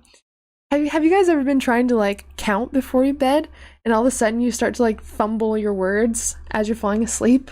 Or you try to go to bed with an affirmation, but then you start thinking of all these random things and it doesn't even make sense, and you're like, wait, what? What is happening? That's because your conscious mind's shutting off and your subconscious mind is opening. So that's why it's a really good time to implement intentions. If you want to visualize the dream you want to have, like I've gotten lucid by waking up and just going back to sleep and recalling the regular dream that I had, but imagining that I actually got lucid that time. And what happened when I fell asleep? I had the same dream, but I got lucid that time. So use the time before you fall asleep to visualize what you want to occur at night. I am going to get lucid tonight. I am going to check my hands and realize that I'm dreaming tonight. And once I get lucid, I'm going to ask my subconscious this, or I'm going to find this person and do this. You really want to be sure of what you want to do and really have that planned out. Okay. Yes, thinking too much, fall asleep. You basically have to pretend that you're asleep. As weird as that is, that's how I fall asleep. If I notice I'm thinking too much, I'm like, okay, Haylee, you need to stop right now. Because if you keep this going, you are literally going to be up for 4 hours thinking about the same thing, wondering why you can't sleep. So let's just pretend that we're tired and let's just pretend to sleep. As weird as that is, you can literally just like, there's this thing you can do. I can't explain it, but you can just pretend that you're asleep. Don't know, but it works. It just works. So have that list is the next thing. Okay. And we're going to be talking about how to induce sleep paralysis as well, because that's a big part of my practice. And I like the vibrational state, and I think it's cool, and I think it feels cool, and I just think it's interesting. And if you have a fear of sleep paralysis, that's definitely a good thing to get over, because you're 100% safe in sleep paralysis. I know that it can be kind of scary when you first start if you don't know what is happening. And we were trained with all these lies. Like, people will say, oh, there's something, you know, holding me down, there's something in my bedroom. And I know that it might seem like that in the moment, but it's because, number one, your muscles are paralyzed to protect you from acting out your dreams. So when you are conscious, when your body is REM sleep, your mind is awake and your body is asleep. So you're actually aware of what your body is like when you're asleep. This happens every night. This happens 4 to 5 times a night. We go into sleep paralysis 4 to 5 times a night. So when you become aware of sleep paralysis, when you're consciously experiencing it, know that that's what your body does every single night. You're just now aware of it. So if you can't move, I've never even tried to move during sleep paralysis. Isn't that weird? Because I don't want to mess it up. I do not want to mess it up. So I hold super still and I'll just try to focus my mind either on a lucid dream I want to have, or I will induce an out-of-body experience. No, not from sleep paralysis, not from out-of-body experience, not from lucid dreaming. No, no one has ever died. No. And trust me, a lot of people have asked that question. You're absolutely 100% safe. You were just changing your perception of what your consciousness is experiencing. When you fall asleep, you're taking your awareness from you sleeping in bed and moving your awareness to what's happening in the dream. And when you're having an out-of-body experience, you're moving your awareness from your physical body to your awareness and moving it to the kitchen or your bedroom or wherever, and you're actually able to see that place. It's really, really cool. So I just want you to know that you're 100% safe in these experiences, and once you start to know that and you start to look at the science of it, you start to create this fascination. You're like, oh my gosh, okay, this is way cool. And like, I've had the craziest sleep paralysis experiences. Nothing scary, because it takes a lot to scare me, but I just thought it was so cool. Like, I would hear, like, if last time I was in sleep paralysis, I heard this talk show going on in my room. There was this talk show and there was this guy talking, and then there was 2 other women talking, and they were just like having this like back and forth banter. Like, it sounded like a talk show. I started to focus on it. And then I realized that, and this is how you know when you're about to have an out-of-body experience from sleep paralysis, because all of a sudden your awareness will open up. Like, it felt like my eyes opened. Like, I was obviously laying on my back in sleep paralysis, but then my eyes opened and I could see my ceiling. And I was just sitting there. It felt like my eyes were like pried open, but my eyes were closed. I could feel my sleeping mask on too, so it was my mind's eye. I could actually see my room. And these people were talking, and then all of a sudden, I was thinking about questions. And as I was asking these questions, they were answering me out loud. And I was like, oh my gosh. And then I started to focus my mind on having an out-of-body experience. So I imagine rolling out of my bed and you just feel yourself like slipping. And it's weird. You think it's real, like, because you're like, this feels so real. Is my bed actually tipping? Like, is the earth just like, but it is all in your mind, which is so cool. And I started to feel myself slipping. And as soon as it felt like I got pulled out, and like, I was on the floor, but it was like a camera view. I didn't have a body. It was like my view of sight was like you set a camera on the floor. Like, that's where my sight was. And I just hear people clapping like, yay, you did it. Welcome. This is so cool. And it was actually a really fun experience. So come at it with a sense of like curiosity and just enthusiasm. Like, it's really not scary.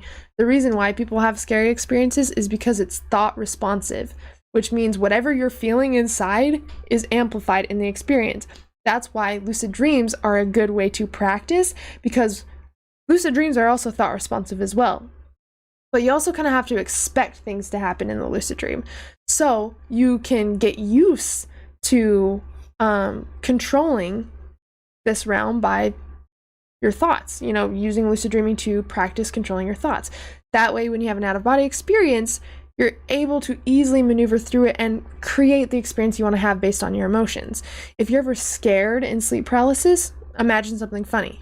Imagine something that creates gratitude. And you'll notice that your experience will change to something funny or gratitude, you know? Ever dreamed of being in heaven or hell? No, because I don't believe in heaven or hell. I believe that there's different realms based on our level of consciousness and our emotional state, and I believe that determines what we can actually experience, like in and out of body experience or so on and so forth. And so what we experience in the lucid dream also, it kind of shows you where your beliefs are.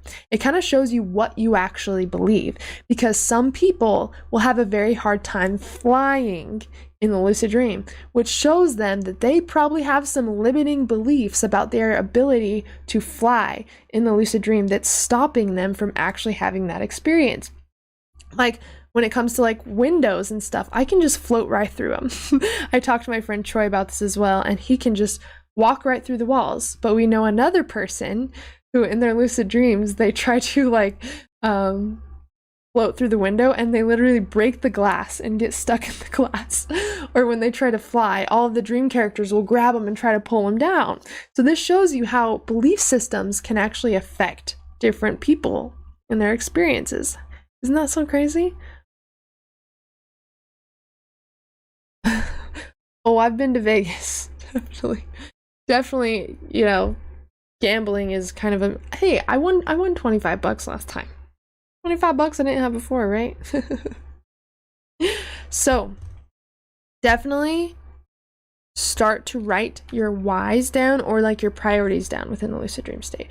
Start to get comfortable with sleep paralysis. And we're going to talk about how to induce sleep paralysis as well, because that's a huge part of inducing an out-of-body experience. Now, keep in mind, you don't have to induce sleep paralysis to have an out-of-body experience. Some people don't even experience sleep paralysis. 25% of people actually do not experience sleep paralysis when they induce a lucid dream or an out-of-body experience. So you don't have to, but for me, I do feel tingly, I do feel light, like I can tell when I'm gonna go into it. So I'm gonna actually break down my process of how I can tell that I'm going into sleep paralysis for you guys. So really quick, covering lucid dreaming, thinking about it a lot, using your dream journal, studying your dream journal for dream signs, doing reality checks, being more aware during the day, practicing critical thinking, taking in content with lucid dreaming throughout the day, doing the weird technique, which is basically asking yourself if you could be dreaming anytime something weird or odd happens in your waking state, writing your priority list down of what you want to experience, and also going to bed earlier. Even if you go to bed an hour earlier, you will have more dreams. You will see a shift in your dreams. Like on the weekends, sometimes maybe it makes me seem like a little like lame-o or whatever that I sometimes go to bed early on the weekends, but it's because I know what happens once I get into my bed. I know where I go and I know where I can go. And I always have way more vivid dreams, and I start dreaming earlier in the night when I go to bed earlier. So maybe play around with that. And again, Dream tea, if you want to get the dream tea I have, it is just called Dream by Tazo or Tazo. I'm not sure how to say that. But it has valerian in it, almond, which has tryptophan in it, which the body creates into a natural melatonin. So it's really, really nice. Tastes wonderful. And that's basically the basics of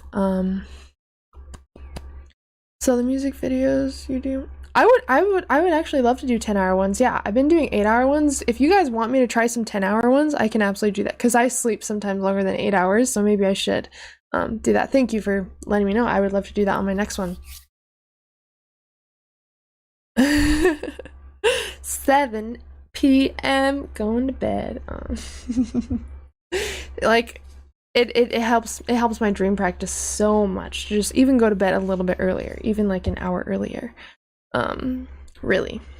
So I definitely recommend trying that out. Now, for inducing sleep paralysis, how many of you have had sleep paralysis consciously before? Because we all go into it 5 4 to 5 times a night anyways, because it happens during REM to protect our body from acting out our dreams. Yeah, I do have some water ones, but maybe I should start doing ambient ones. I noticed that like a lot of people don't really view the ambient sounds one, like the rain or the water. I have like river ones. I actually have a playlist of all my meditations and sleep meditations and music, so you can go through that and see what resonates. But it just didn't like perform very well, so I just started doing the binaural beats meditation music. But if you guys want to see that, I'd be happy to make some more. Why does it scare you though, Tech? Like what do you experience? Because I know a lot of people, it scares them because of what they believe sleep paralysis is, you know, or what it creates. And I want you to know that the reason why people have scary experiences, so like I said, people will feel like they're being, there's a pressure on their chest, right? Ever heard of that? Ever heard of that? That's because we don't need to take in as much air when we're sleeping. So our diaphragm naturally slightly collapses because we don't need to take in as much oxygen when we're sleeping. So that is why people say, oh, there was something pushing me down. And that's literally because your diaphragm naturally collapses because you don't need to take in that much air.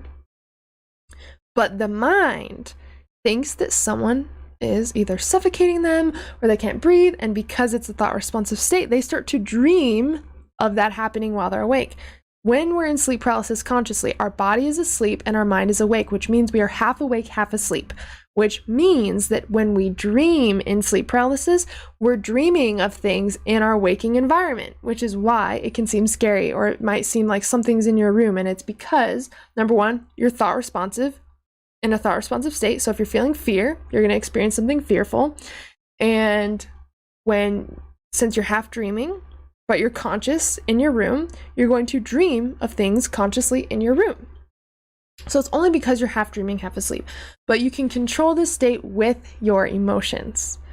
So I'm telling you, next time you're in sleep paralysis, think of something that you feel grateful for. Think about a really funny joke your friend told you that made you laugh. Like, see how that changes your experience. I promise you, it will instantly shift. It will instantly shift. And once you realize that fear is just an illusionary barrier that you can actually cross over safely anytime, you'll be like, oh, okay, that was fine. Like, I felt scared and I thought of something funny and now everything's fine. Like, and I've never really, I mean, I've had like kind of eerie experiences where I can like hear footsteps in my room, or like the closet door will be opening and closing and I'll actually feel like it's someone in there because like it really does feel real. But now, because I know it's happening, it's like, whoa, that's so cool. That feels so real. Wow, like I just shifted my mind because now I know what's happening, right? And so I can experience these things from a different perspective, from a different belief system, from a different emotional state. If you Tech, people would love that. I talk to people all the time. Those people who get random sleep paralysis episodes, I would love that, you know? And I'm like that as well.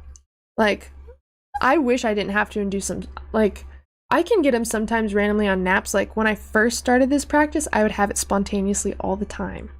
It was so cool. But now I start to have sleep paralysis less frequently, like spontaneously. And I'm like, oh, if only I could get sleep paralysis like 4 times a night. That would be great. So you start to see it from a different realm when you see that you're conscious of your body sleeping, and it's an instant gateway to a lucid dream or an out-of-body experience. It makes it so exciting. You don't want to move. You're like, oh my gosh, sleep paralysis is here. Yay. I don't want to mess it up. And I know that might sound weird to some of you, but you will get there. And know that you completely control the experience. Do not give away your power. Literally, completely relax. And if you do want to get out of sleep paralysis, I'm going to tell you how you can actually stop sleep paralysis. Just in case it's too much. That way you know you're 100% safe, but if you can't handle it, you have a way to get out. So the only things that are not paralyzed when we're in sleep paralysis are our eyes and our respiratory system. So if you are in sleep paralysis and you really just want to get out, maybe you're just tired and you just want to go to bed, right? Whatever it may be, you want to exhale with the sound. So you can feel your stomach retracting, right? You can feel your diaphragm retracting. You'll actually be able to do that in sleep paralysis because your respiratory system is not paralyzed. So completely relax and just make that S noise, and that will actually be enough to wake your body up, because you'll be like, hey, hey, hey, body, I'm actually not asleep. I'm actually awake. And your body will be like, oh, okay, my bad. I thought you were asleep. I'll turn off the chemicals that are causing muscular paralysis, right? And you'll be able to come out of sleep paralysis consciously. So that's kind of a way that you can stop sleep paralysis if it's ever too much, but I definitely recommend staying in it. Same with nightmares. If you ever get lucid in a nightmare, your subconscious mind is presenting to you on a silver platter all the things that need to be addressed, all of the things that you have been running from or denying or suppressing or disowning, and you don't have to go looking for them. You just have to stay in the dream and show it love and acceptance, and it shall be transmuted into happy, beautiful energy. It literally is like that, literally. So you had a really traumatic experience. When you were younger, there's just this part about yourself that you just feel embarrassed about. You can actually talk to it and make friends with it in the dream, and you'll actually notice that those thoughts stop when you wake up. Like, you've actually transmuted that part of your subconscious. It's beautiful, okay?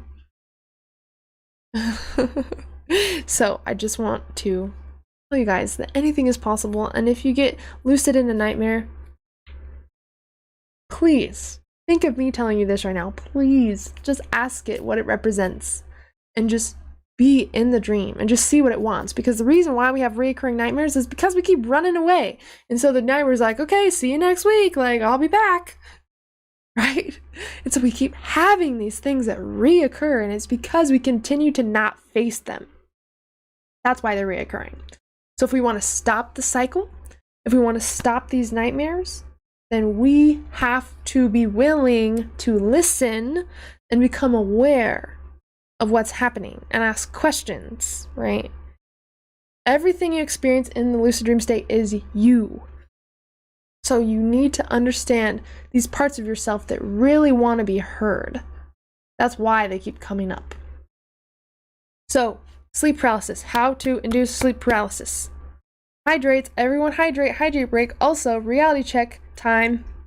Check if you're dreaming. I'll check if I'm dreaming too, because I can't say it and not do it. 10, 1, 2, 3, 4, 5, 6, 7, 8, 10. 9:55, 9:55. Seems good. Anyone dreaming? I think I'm awake. Okay. Oh. Yeah, Victor. I can see that, yeah. Okay, this is how to induce sleep paralysis, okay? Now, you can do this in the middle of the night. This is how I did it when I first started inducing it a lot. Well, but now I've noticed that it happens easier in the morning and during naps. So if you've never really tried inducing sleep paralysis before, you can absolutely try it in the middle of the night. But it also does work in the morning, the early hours of the morning, and during naps, which you can take any time.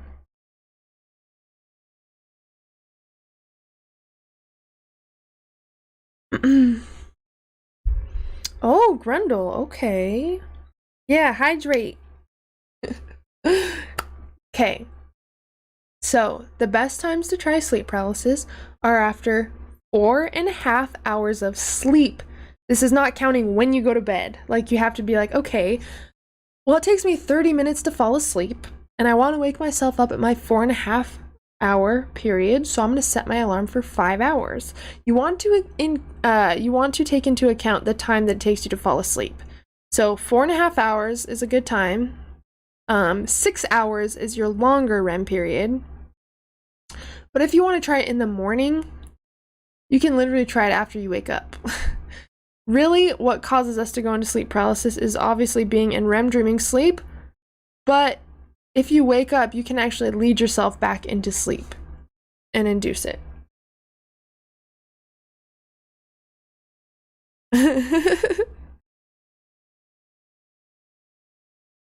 Who knows? Who knows? Okay, tips for lucid dreaming when sleep deprived busy. What do you mean busy? Just like throughout the day? First of all, you'll definitely want to try to balance out your sleep cycle as best as you can.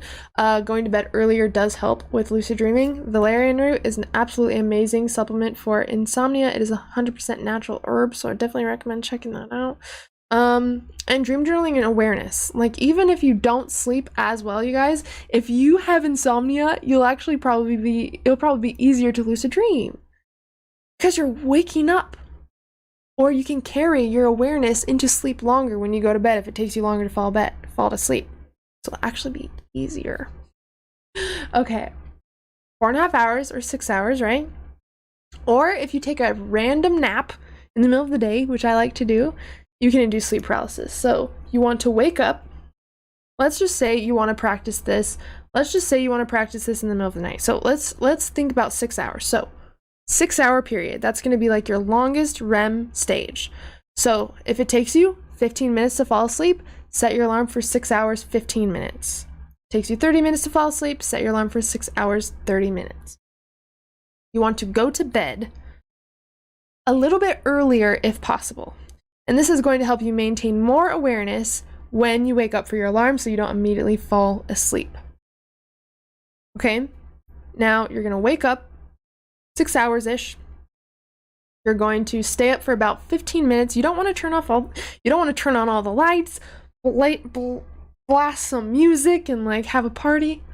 That might sound fun, but we're gonna keep it chill, okay? We're gonna keep it very chill because we don't want to wake up our mind. If we stimulate our mind too much, our brain will be like, okay, it's time to wake up. Like, let's take in all this sensory information, and then you'll be too awake to go back to sleep. So for me, I would wake up, I would just sit up in bed. I would stay up in bed, I'd have the lights off. You know, if I had some dreams, maybe I'd put like on my blue light glasses or, you know, write my dreams down. Whatever it is. You just want to stay very calm. If you want, you can stay for like 15-30 minutes. Maybe have like a little lamp on, maybe like read about lucid dreaming, write down an experience you want to have. You just want to keep it very chill, okay? And you don't even have to leave your bed.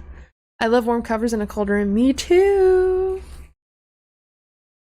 You know, I need calming music. I didn't put any music on.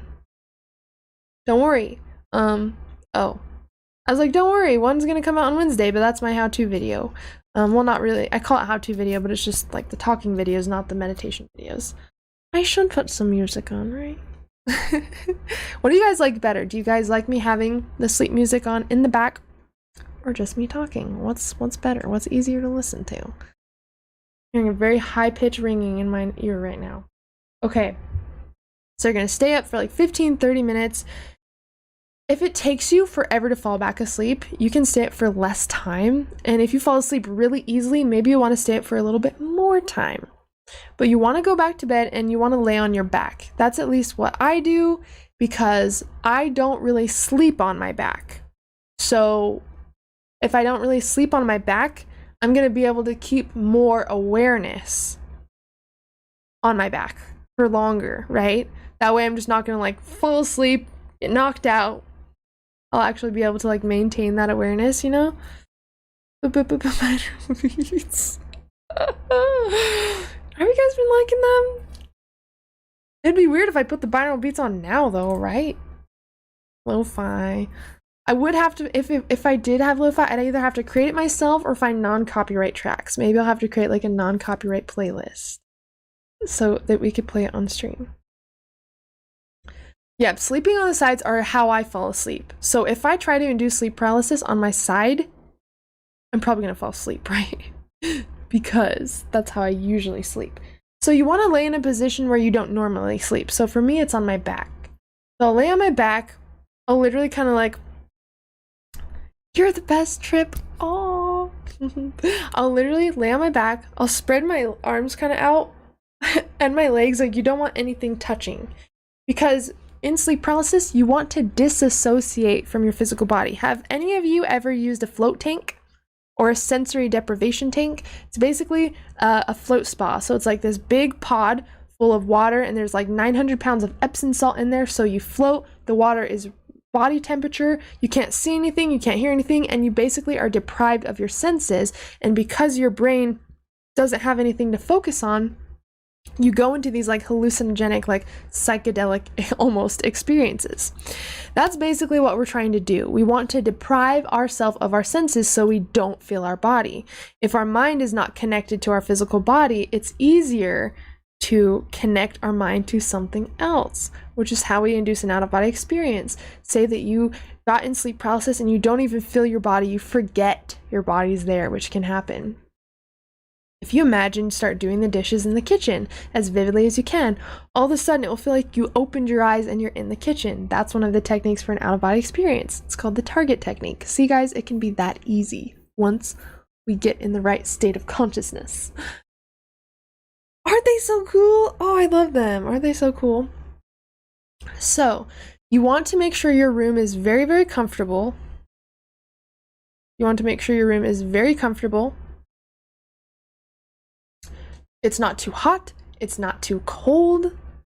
You have maybe a light blanket on. It's very, very chill, right? Not like chill as in cold. But you just want to be so comfortable that nothing is pulling your attention, right? And I use like a very flat pillow too. Now you're going to go through a phase called the hypnagogic phase, and this happens as your body's falling into sleep. Your conscious mind is closing, your subconscious mind is opening, and many of you are probably familiar with this state. You might have seen random colors, swirling in and out of your vision, random lights as your eyes are closed. You might get random images of just like dream images. Your mind you might start like thinking random things that don't even really make sense. That makes sense? And that is a sign that your consciousness is starting to shift from awake to asleep. When you're in the hypnagogic stage, you're literally hovering between awake and asleep, which is the perfect state for sleep paralysis to occur. Because when we are half awake, half asleep, that means that we'll be able to induce a similar state. Half awake, our mind's awake, half asleep, our body is asleep. And that's what sleep paralysis is when we have it consciously. Our mind is awake, but our body is asleep, which is why we feel these sensations. And this is how you induce it at will. Sometimes you'll wake up in it. If you're in a lucid dream, you're in sleep paralysis. So if you want to have an out-of-body experience, you can make commands. You can focus on your physical body and imagine it floating up. You can just say that you want to wake back up in bed in sleep paralysis. There's so many ways that you can either get back to your physical body in sleep paralysis when you're in a lucid dream, or there's ways that you can induce an out-of-body experience directly from a lucid dream. So that's why I focus so much on lucid dreaming, because that's really a way to learn all of these skills. So it's really, really cool. So you want to hold really still during the hypnagogic stage. Notice what colors come in and lights come in, but let them go. Don't try to hold on to anything. Eventually, you'll be able to think of something like, a wooden fence, or a beach, or a door, and you'll see it appear in your vision. That's because you're in a thought-responsive state. Whatever you think about and imagine manifests, right? And this is how you can create lucid dreams from this state, is walking yourself through a dream scene. And for those of you who have heard of liminal dreaming is basically learning how to dream on the edges of sleep. So as you're falling asleep and as you're waking up. So you can actually dream in like all stages of sleep. How cool is that? So when you start to see those colors and you start to feel kind of groggy, maybe you're thinking about random stuff, you know that you're on the right track. So you want to really start to hone in on that state and try not to let yourself fall asleep. Even if you barely keep a little bit of consciousness, just see if you can drag that on. And the more you stay conscious, the longer you stay conscious in this state, the more sensations you're going to feel. Now, this is what happens to me when I go through sleep paralysis. First of all, I see really intense, like waving colors. It looks like this, like under my eyelids. Next, I get a wave of cold chills down my whole body, because when our body is asleep, our body temperature slightly drops. So that's one of my signals that I'm going to sleep, because I will feel this wave of cold chills go all the way down my body. Next, I will start to feel a really intense heaviness after a while. It will start with my feet. It'll work its way up my ankles and my knees and my thighs and my stomach, then my chest and my arms. And it literally feels like someone has like tons of laundry piled on me or something. Like if you've ever been buried in like a pile of laundry for whatever reason. That's what that feels like. Peyote in my lucid dreams. Once I start to feel this heaviness, I know that I need to start to either focus my mind on a lucid dream or a dream I want to create, or somewhere at a different point in the room. That's how I induce an out-of-body experience. Say that I'm right here, I will imagine myself standing over there, I will imagine myself swinging on a hammock. I basically want to create a visual and sensations of doing something that my physical body is not actually doing. Because then your brain can't tell the difference between dreams, something you're imagining, or something that's actually happening. So if you're in sleep paralysis, but you imagine yourself swinging on a hammock or doing the dishes or like laying on the couch as vividly as you can, your brain is eventually going to think that that is what is actually happening. And your consciousness, your awareness is actually going to shift to that point of view, whatever you were imagining. So you want to stay completely relaxed. I know that the saliva thing is a big topic within like sleep paralysis. Do I swallow my spit? Do I like just leave it there? Like, how do I lay? And there's a few things that you can do. Kind of tilt your head back, and it will kind of like just be able to like lie down. Like you won't be drooling. I have had sleep paralysis experiences where I can feel myself drooling. Like I am so close to an out-of-body experience though, so I don't move, but I can feel it right there. So that can happen, but you just have to be willing to take that risk, you know. Weighted blankets are amazing, and that can be very comforting and help induce very relaxing experiences as well. Just make sure you don't get too hot is, I think, the biggest thing. Too hot or too cold. You can also lay on your side. I've induced sleep paralysis on my side, and that allows the saliva to kind of pool on your cheek, so it's not too bothersome for you. But I'm going to tell you that if you focus on sleep, or if you focus on the saliva, it's going to become more of a problem.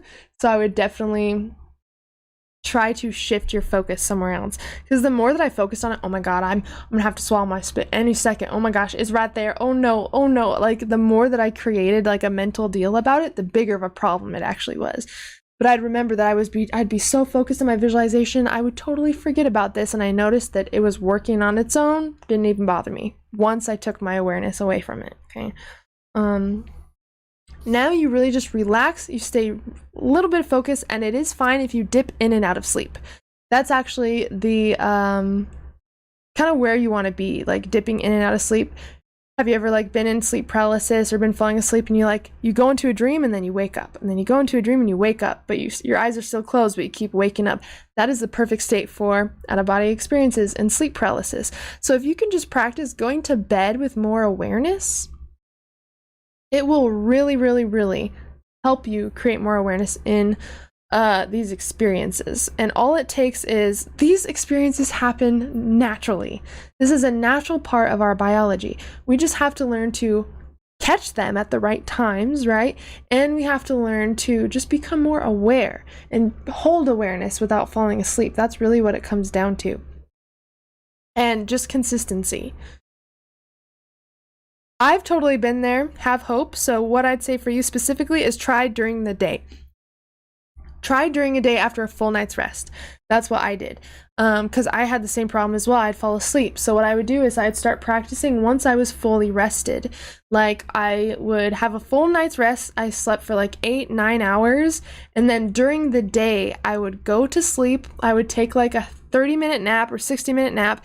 And then I would wake myself up and then go back into that state. Because it kind of helps to have a little bit of sleep under your belt. So if you slept for like 8-9 hours and then during the day you like took a small nap and then you wake yourself up and guide yourself back into that sleep, it's going to be a lot easier to maintain that awareness because you already had a full night's rest.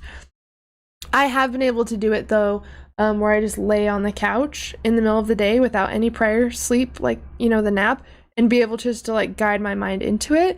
But I would just recommend practicing after a full night's rest and just playing with different times. I think a lot of people, they try them at the same exact times every night. They try the same techniques at the same exact time. They do the same methods over and over and over, and then it clearly doesn't work, or their brain gets used to it, but they don't try anything else. And I think that's the biggest mistake that new people make with lucid dream induction and out-of-body experience induction, is trying the same things over and over when it clearly isn't getting you results.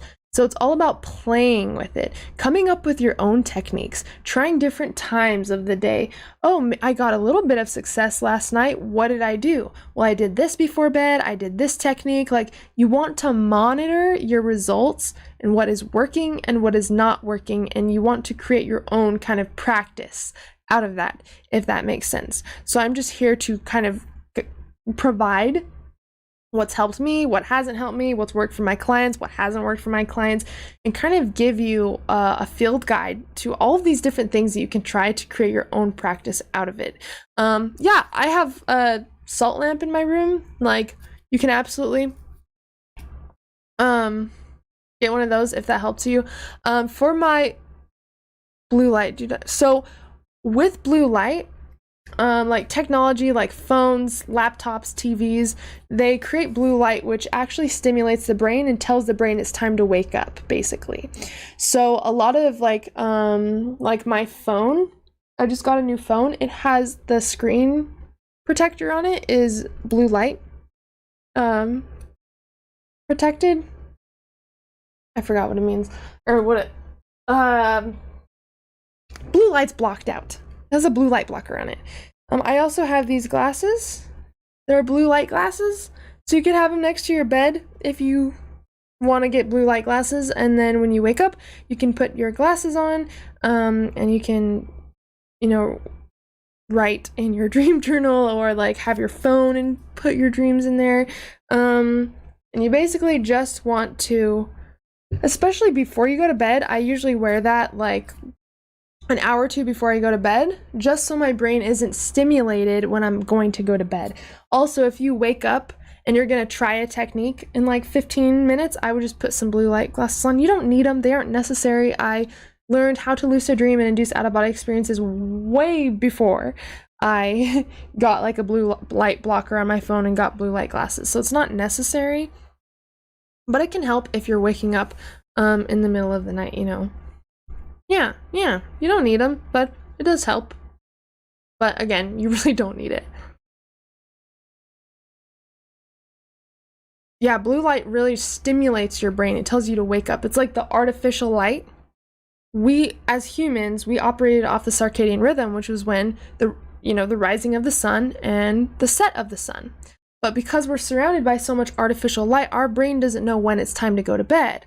Because back in the day when we didn't even have technology, you know, like we relied on the sun to wake up, and we relied on the sun to let us know when we were supposed to go to bed. So it's all kind of getting back to that as best as you can, you know. Thank you. And really trying to follow a more natural rhythm with our sleep. And so I like to wake up. I used to wear sleeping masks, and I still do sometimes, but I noticed that I sleep way too long because it's completely black, so your brain's like, oh, it's still like 2 in the morning, but really it's like almost noon, you know. So sometimes I don't do that just because I like to wake up earlier, and I naturally wake up with the sun now. But especially when I was practicing lucid dreaming in the middle of the night a lot, I went to bed with a sleeping mask on. And that way, if you do get into sleep paralysis and you do see your room, you can't convince yourself that your eyes are actually open. You can be like, oh, I actually feel my sleeping mask on, so I'm not crazy. Like, I am seeing through my closed eyelids, you know? Me too. It really does help. It really does help. So it's all really about finding what works for you. If you guys follow the tips that I gave, like, even just with lucid dreaming, you will have spontaneous out-of-body experiences. Literally. I promise you. And so just dedicate to the lucid dream practice and let the rest come, because the more you dedicate to lucid dreaming, you're already becoming conscious during your sleep, and that is going to naturally aid you in out-of-body experiences and sleep paralysis induction. And for anyone who is still working through the fear of sleep paralysis, I do have a playlist on my channel of just tons of videos of sleep paralysis, how to induce it, how to stop it, what it is, why we should actually enjoy sleep paralysis. I have Q&As on there. Like, I would definitely recommend checking that out. Have hope. Is it similar to the Remy lucid dream mask with the red lights? I would love pillows with temperature controls. I'm sick of flipping that over, you know? Need more binaurals with black screens, by the way. Totally. Did you see the one I just uploaded on Saturday? I'm actually thinking of doubling those per week. So 2 per week. Would you guys like that? Would you guys like 2 binaural beat sleep meditations a week? Or do you want like 1 ambient sounds and then 1 binaural beats? Like 1 rain sounds or like river sounds and then the other binaural beats? Or do you want both of them like brainwave binaural beats? How often do you go live on here? So I was doing Mondays and then I stopped because I had a lot going on, but I'm thinking that I should be ready to recontinue them Monday. I'll clear my schedule for these live chats. Oh, William. Okay, so the reason why I stopped telling you guys Monday is because I had so much work to do that I didn't want to like not be able to keep my promises. But I'm reaching a point now where I think I should be able to go live Mondays, probably around the same time. So for me, it was like I went live at like 8:30 p.m. Mountain Standard Time. Yeah, William, I will actually put a poll in the chat. Let me write that down actually, so I don't forget. I will do a poll. So for any of you who haven't checked the community tab, check the community tab on my YouTube channel. That's where I post updates, random like posts. I'll post some polls there too to see what you guys want to see. And then that way you guys can actually vote for the new stuff you want to see on the channel. And I will be doing like vlogs and stuff too, because I did get a new phone, so I'm actually able to like do more stuff. It doesn't just like take place on my desk, which is exciting. So this week, Wednesday, the video that I told you guys, I do get a little bit like, you know, it's a little romantic, you'll see. But that's why I love lucid dreaming so much.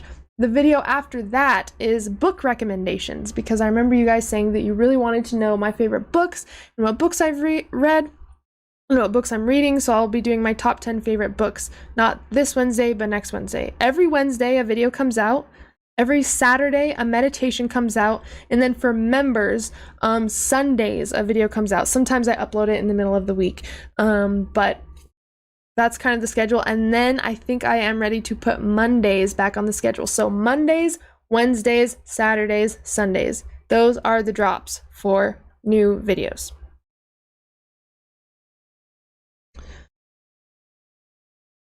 Live chats around. Yeah, so William, I'll give 24 hours notice if it changes, and I'll let you guys know before Monday. Like if I'm gonna go live next Monday, I'll let you guys know Sunday, and if it changes, but we'll try to plan for Mondays. Now I did have to stop because I was creating new courses. I am actually coming out with a course on how to get monetized on YouTube, since that's what a lot of my mentorships have been about, and so it's working on so many different things. But I'm getting to a place where I think I can come back Mondays now, because it's so good seeing you guys. I feel like it's been forever, and it's so just nice to just chill with you guys and talk. Oh, Will, I love you. I love you guys. Oh my gosh. Do recurring numbers appear in your life and dreams? It changes. I've actually been told that, Victor. I've actually been told that a couple times. That's so interesting. As far as synchronicities, Like it changes. Like ones have been the thing today. Like ones, sometimes it's 5, sometimes it's 9. It just changes. This channel will hit 50,000 subs by 2022. Just throwing that out there. Let's get there. And the reason why I want to grow this channel is to grow this community and to help people live more lucidly, sleep more soundly, and just literally be full of liberation and know that you guys are free to create your life. That's why I want to grow this community. Thank you, Evan. I love you guys. I love you. How I've missed you guys. But that's why I want to grow this community, to help more people explore their ultimate potential and change their lives and have a beautiful, loving, supportive community like you lovely people. And I really just want to create a beautiful dream circle and just like how do I even put anything we talked about into words today? Change our lives from the inside out. Maybe I'll just say that. Like, thank you. Everyone needs to. And I want to show you guys that anything is possible. You can create any life that you want to live. It doesn't matter how we grew up. It doesn't matter the trauma that we went through or the pain that we've went through. Like, we get to reprogram our lives and reprogram our brain, and we get to explore our infinite, unhindered potential together. Thank you, Will.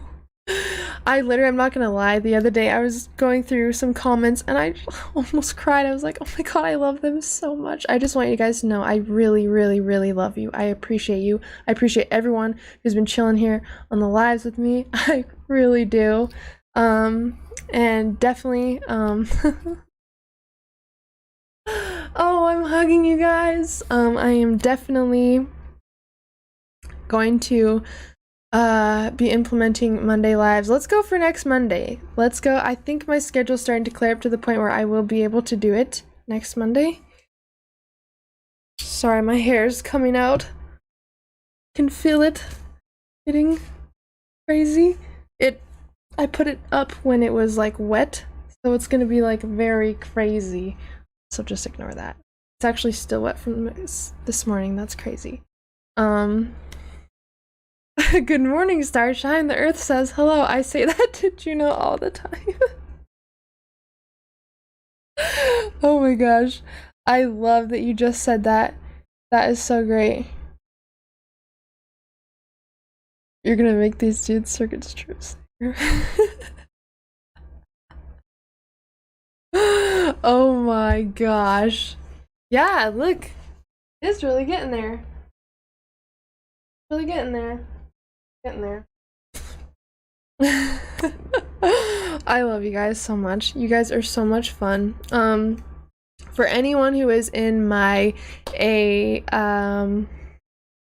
40-part lucid dreaming video course, I will be updating that shortly, so you guys will receive all the updated videos, all the updated content. That does come with the 60-minute one-on-one session with me. So if there's any of you who have enrolled in the 40-part lucid dreaming video course, you can just email me when you're ready to chat with me on Zoom, and we'll be able to chill and hang out.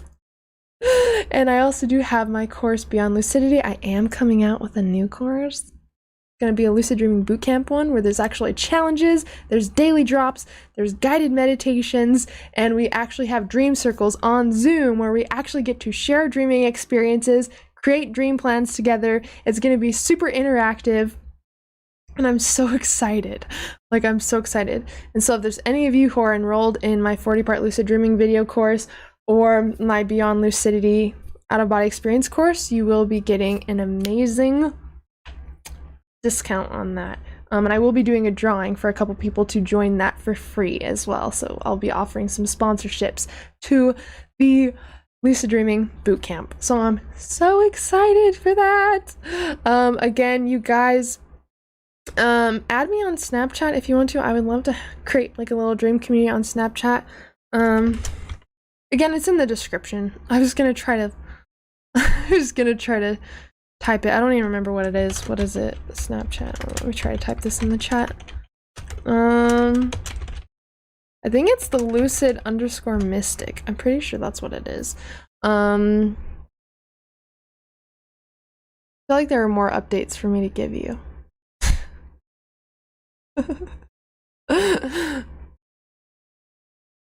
It totally is, Grundle. Totally is. Absolutely. Was that on? I guess, do you guys have any questions about anything we talked about today? I think that's all I have to report. I think that's it. I think we're good on that.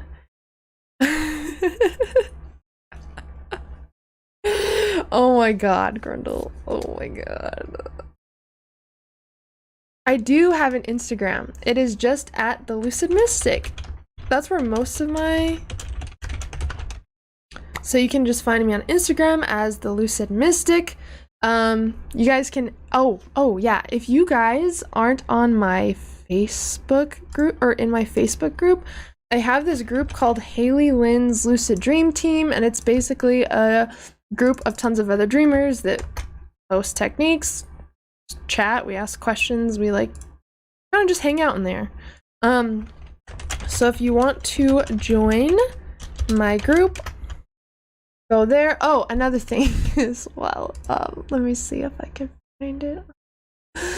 So I do have an email list, and I just released an email on Friday about my lucid dream, my first lucid dream ever, where I talked to my brain, which was super sick. So if you want to receive weekly emails from me, and you'll be able to, there will be discounts, there will be like giveaways in there, random tips and techniques and stories with lucid dreaming, out-of-body experiences, all that stuff. Then definitely check out my email list. I'm getting you the link right now, by the way. That's why I'm taking forever. Is this it? I've got so many links in here. Okay, it is. I did it. Okay. Here's my email list. I would love if you guys would join. Again, I don't spam you with emails. I literally send out one a week. And it's stuff that will be helpful or inspiring to you. It's not some random, like, you know how email lists are sometimes. It's not like that, I swear, I promise you. Pinky swear. And that's how you know that it's serious. Where is that from? Victor, you're like sending me flashbacks. I don't know what that's from.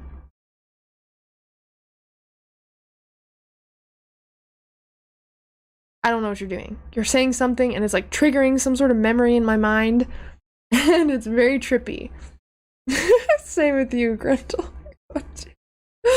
Okay, are there any last questions to anything that we Oh gosh, have you seen Across the Universe? If you haven't seen that, that's a great movie. Okay, guys, don't make fun of me. I knew that. It was there. Did you know the song Yesterday actually came to Lennon in a dream? Little fact of the day, and it is one of their most popular songs. So, the dream realm has amazing knowledge that is so far out of our conscious mind that we can actually use to enhance our business, to enhance our personal life, to practice sports, like whatever you want to. I literally cannot explain to you how important this is to understand that. I love What Dreams May Come. That is such a good movie. I haven't seen that for so long. Oh my gosh. I'm a painter, so I love that. I wish I could show you this watercolor painting I made, but I have it literally like nailed to the wall. Oh, by the way, guys, I do offer custom paintings. If there's any kind of dream that you've had that you want me to try to paint, or any just idea you have, I love to paint. That's one thing I practice in my dreams, is painting. But yeah. Try out some new skills. If there's something you want to learn in the dream, try it out. See what happens. Be a great time. Okay, I love you guys so much. Make sure to join my email list. Make sure to join my group on Facebook. Make sure to follow me on Instagram if you're interested, and make sure to join me on the community Snapchat. I don't know if I said that. If you're interested in inducing lucid dreams in 30 days or less, you can check out my 40-part lucid dreaming video course and Beyond Lucidity, my advanced lucid dream and out-of-body experience course in the description. Anyone who is enrolled in that, by the time I release my lucid dream bootcamp, will either get a discount or you will be entered into a drawing to get the new bootcamp course for free. I love you guys. Please let me know if you guys have any questions about anything that we talked about. Thank you guys so much for joining me. I love you so much. Let's plan, everyone. Let's plan for this upcoming Monday at 8:30 p.m. Mountain Standard Time, same time as when this one started.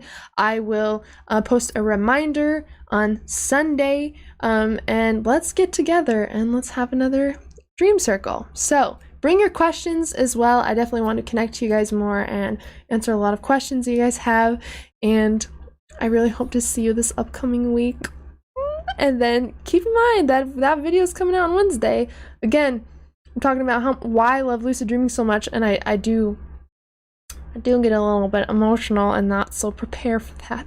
And then the week after that, I will be doing a book review, not a book review, but like my top 10 favorite books on lucid dreaming and like wealth consciousness and all that stuff. Okay. Thank you guys for being here. I love you so much. I hope to see you back Monday. Again, I'll post any updates on Sunday, and then I'll start doing more polls on YouTube to see what you guys want to see. But I love you guys. Thank you for joining me. I love you so much. You're so amazing. I hope you have sweet lucid dreams and out-of-body experiences tonight. Let me know how they go on the comments of this thread or whatever. I would love to hear your experiences. And always, as always, I'm sending you endless love and endless lucidity. Bye guys.